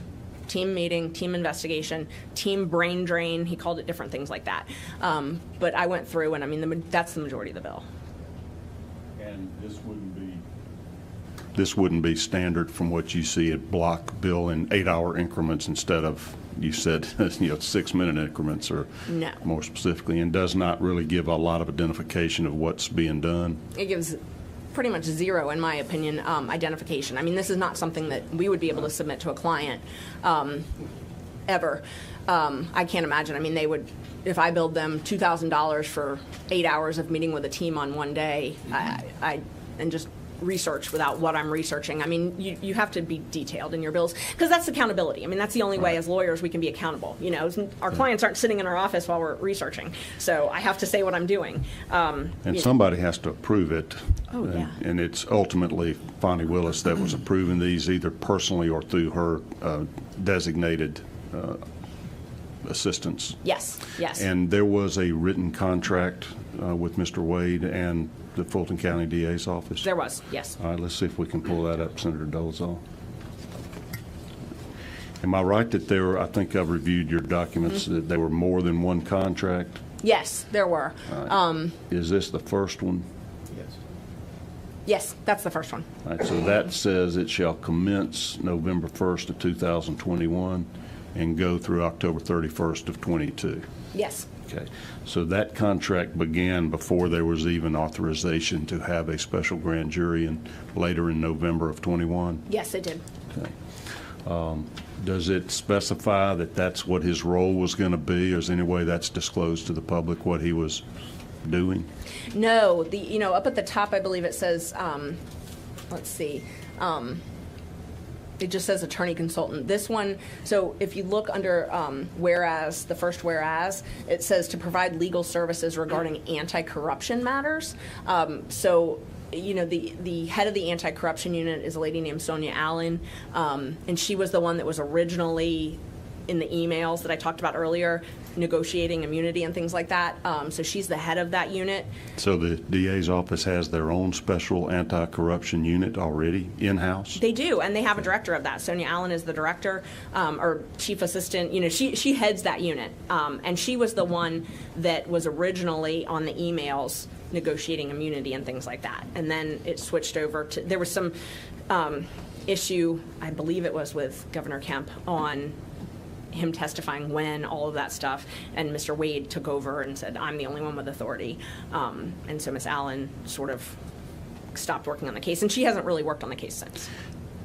From your experience and your knowledge of Mr. Wade and Sonia Allen, does he have any special unique experience or expertise that would make him better at this anti-corruption work than the head of the anti-corruption department in the Fulton DA's office? No, but I mean, no, he would not. But Sonia Allen also hired Mr. Wade in Cobb County before this contract at, I think it was like $550 an hour or something, to investigate deaths in the Cobb County Jail. So Sonia Allen was the chief. So when Neil Warren was the sheriff in Cobb County, Sonia Allen was the chief deputy. And so she basically ran the sheriff's office. They had a couple different deaths, and there were some lawsuits over access to that. A lot of the local lawyers wanted access to what was going on with the jail deaths. And Ms. Allen hired Nathan Wade to do that work, to do an investigation. And so a lot of this came out because they were ultimately sued. So I reviewed, part of what I did in this case was I reviewed all of those documents as well. Mr. Wade had to testify because one of the news organizations sued them and said that essentially Ms. Allen hired Mr. Wade to try to get around open records, to say that it was an open investigation so that they didn't have to give the jail recordings to the families about how these inmates died. Mr. Wade was a witness and had to testify, and he had billed a lot of money, which I don't have the figure, but I've got the invoices, but he had billed quite a bit of money to Cobb County, but hadn't produced any documents, and so he had to testify, and his testimony was that everything was in his brain, that he didn't have any written documents from anything. But that's where that was some years before. That was some years. I think it was in 2020, maybe. So it was right before this. When did Miss Allen get hired by the Fulton DA's office? When Miss Willis took office. So when Miss Willis took office was the same time that Mr. Warren, who was Miss Allen's boss, was no longer the sheriff in Cobb County. So a new sheriff was elected, Craig Owens, and so he was elected in Cobb County. He took over that office. Miss Allen no longer had a job, and she was hired by Miss Willis to head the anti-corruption unit. Okay. So from your documents you've produced and your news stories that I've read, apparently there were other special counsel that were hired by Ms. Willis? Yes. And to work on these specific RICO cases or election fraud cases? Yes, so there's several, and so that's kind of a longer answer because there's a couple different classifications. Mr. Wade was, at the time that he got this contract, he was law partners with a gentleman named Terrence Bradley and another gentleman named Chris Campbell. So it was a three lawyer firm. Both Mr. Wade and Mr. Campbell had contracts also. They actually had contracts before Mr. Wade. So they both got contracts the month that Ms. Willis took office. They got contracts to do what's called taint work, which is essentially if, for anti-corruption, because it's a lot of police brutality cases, if there's things that could be considered privilege. So let's say the police union had a lawyer doing an investigation, they subpoenaed those records, those are privileged. Somebody has to review those to see what the DA's office can actually see. So it's that wall, that privilege wall sort of. So both of Mr. Wade's law partners had contracts to do that privilege review, that taint review, conflict review. So you're seeing if there's tainted evidence, something that should not be revealed might damage another case, or it might be privileged and not subject to disclosure? Right, exactly. And one of the best examples I could give is, in the Tex MacGyver case, he was a lawyer. They seized a lot of his documents. A lot of them were attorney-client privilege related to other people. The DA's office was not able to just go through all of those, so they had to have a taint team, is what they call it. And so that taint team, and I don't know which cases, but the taint team involved Mr. Bradley and Mr. Campbell, who were Mr. Wade's law partners. So basically, they're reviewing documents to see whether they should be produced or privileged by attorney-client privilege or something else. Exactly. Not exactly prosecuting criminal cases then. No, they weren't prosecuting criminal cases. But Mr. Wade testified that they were law partners at the time, so that he would have shared a third of whatever contracts they got. So those contracts, he was getting paid essentially from the law firm as well. Right. So on this case, these RICO cases that you're involved in, one of them, there are other special counsel in addition to Mr. Wade? Yes. So there's two other, on this case particularly, there's a lady named Anna Cross and a gentleman named John Floyd. And John Floyd has worked with the DA's office for many years. I actually was involved in another RICO case year before this one, which luckily my client resolved his case, so I'm no longer involved in. But that case, John Floyd had also helped craft the indictment. And, he's sort of known as a go-to person for racketeering cases, so the district attorney would regularly call on him to help in drafting indictment. Anytime we would file what's called a demur, which is a motion to quash an indictment, he would usually be the one that came and argued it. And then Anna Cross was also hired, and she really focused on the work in federal court. And both of those sort of make sense to me because Fulton County prosecutors they're not necessarily barred in federal court. It's not something that would be required for your job. When I was a public defender in Fulton County, I wasn't barred in federal court. I had no need to. I wouldn't have paid the dues, wouldn't have done that. So it's not something that would be required for their job, but Ms. Cross is experienced in that. So she was hired sort of as a subject matter expert to litigate some of the federal removal issues in this case. Did those two individuals have contracts with the DA's office as well? They have had contracts historically. They do not currently have contracts. It's very odd. Did you review their billings? I did. I reviewed their billings. Stark contrast. So Mr. Floyd, for example, he was only paid at a rate of $150 an hour. And Same case. Same case. And he more experience and expertise in RICO cases. I mean, everybody would agree. I think that John Floyd is one of the preeminent experts on RICO. Yeah. I believe he testified in front of the Georgia legislature when RICO was passed. Did he have to submit itemized invoices? He did, and his were very different. His were significantly reduced, and the big difference was he billed for the time that he was working on the case, not necessarily like 8 hours for team meetings. And Did he have like itemized billings? Very much so, and yes. What increments did he bill in? I might have some of his contracts with me, but it was either 10 or 15 minute increments, and So did Anna Cross. Now, Anna Cross was paid $250 an hour. Anna Cross is very well-known, very experienced, appellate, federal lawyer, does a lot of complex litigation. She was a DA for many years, handled a lot of high-profile cases for the district attorney's office. I mean, I know her back from when, we did death penalty work in Cobb County together 15 years ago. And then she went to DeKalb County and prosecuted a number of high-profile cases there, but just very well-known. And her bills were also submitted, but they were the same rate. They were $250 an hour, but they were much lower bills, not anywhere near the bills that Mr. Wade did.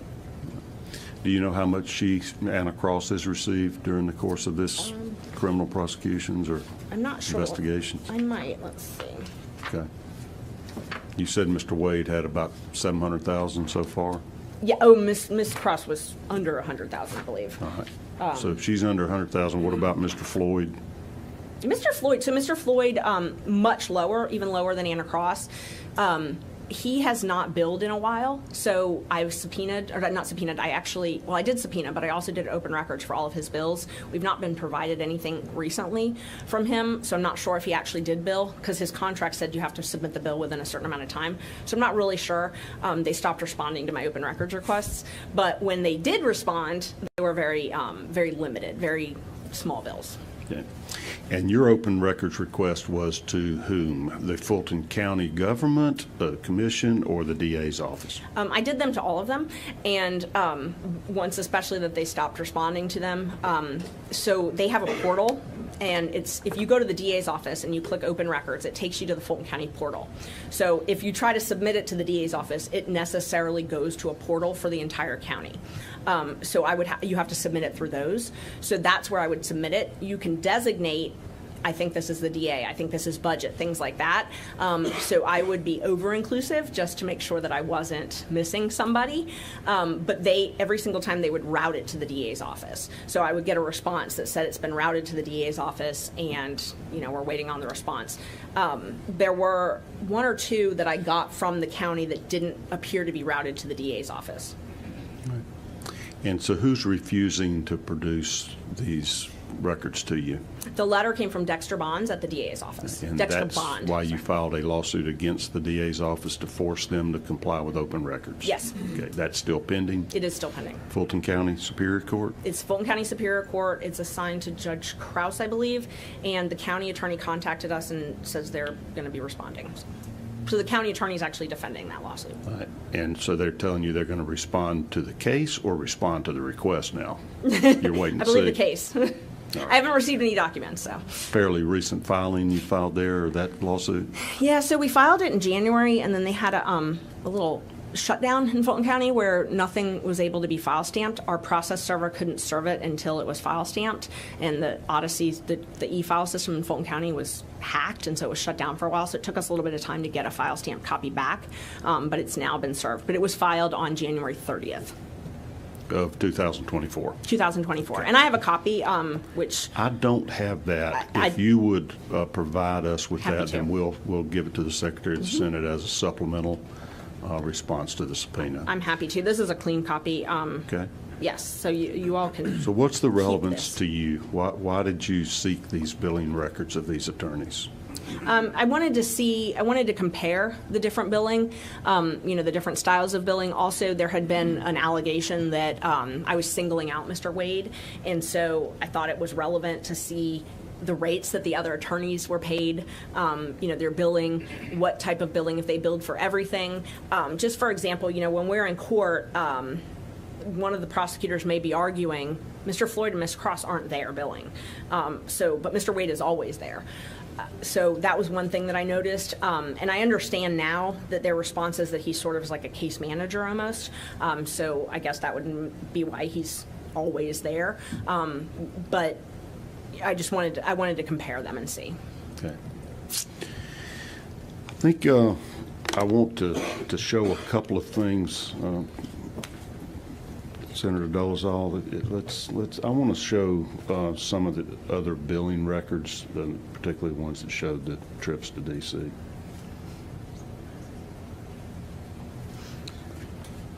We hadn't had but a couple of days to review all your documents, and I was I skimmed these records because I wanted to know exactly what was going on. You'll see highlighted down here at the bottom on November 18th of 22, interview with D.C. White House, 8 hours. Do you know what that references? Based on another motion that was filed in our case and the arguments that were made by the DA's office, I believe that was when they met with the Department of Justice. They met with the January 6th committee. So one of the co-defendants filed a motion to try and get some documents, and the state had to respond. It was a motion to compel. I was there for it. I was not. I joined it, but I didn't litigate it. And the state said that they had to meet off campus, so because they didn't have a record of it. Like, I guess you have to have a record if you go into the White House. And so they met with the January 6th committee off campus, and they said they had a really hard time getting that meeting, and they had to have someone who had some source or something to get them to agree to the meeting. But that's what. So the motion to compel was based on this entry, and this entry in response, they said they were meeting with the DOJ and someone with January 6th. Okay. There's also an entry, May 23rd, 22, travel to Athens conference with, what is that, White House? Yes, and we've tried to figure out what and who that was, because there was something happening at UGA Law School, and so we just assumed that it was someone that was there, and that's why they met there. But I don't know. Do you have reason to suspect, or can you confirm whether or not Ms. Willis or Mr. Wade were coordinating with the Biden White House in the course of this investigation and prosecution? I mean, the discovery, they've got a lot of our discovery involves the January 6th. I mean, a lot of what we have in discovery is the same stuff that other places have. So they had to have gotten it from somewhere.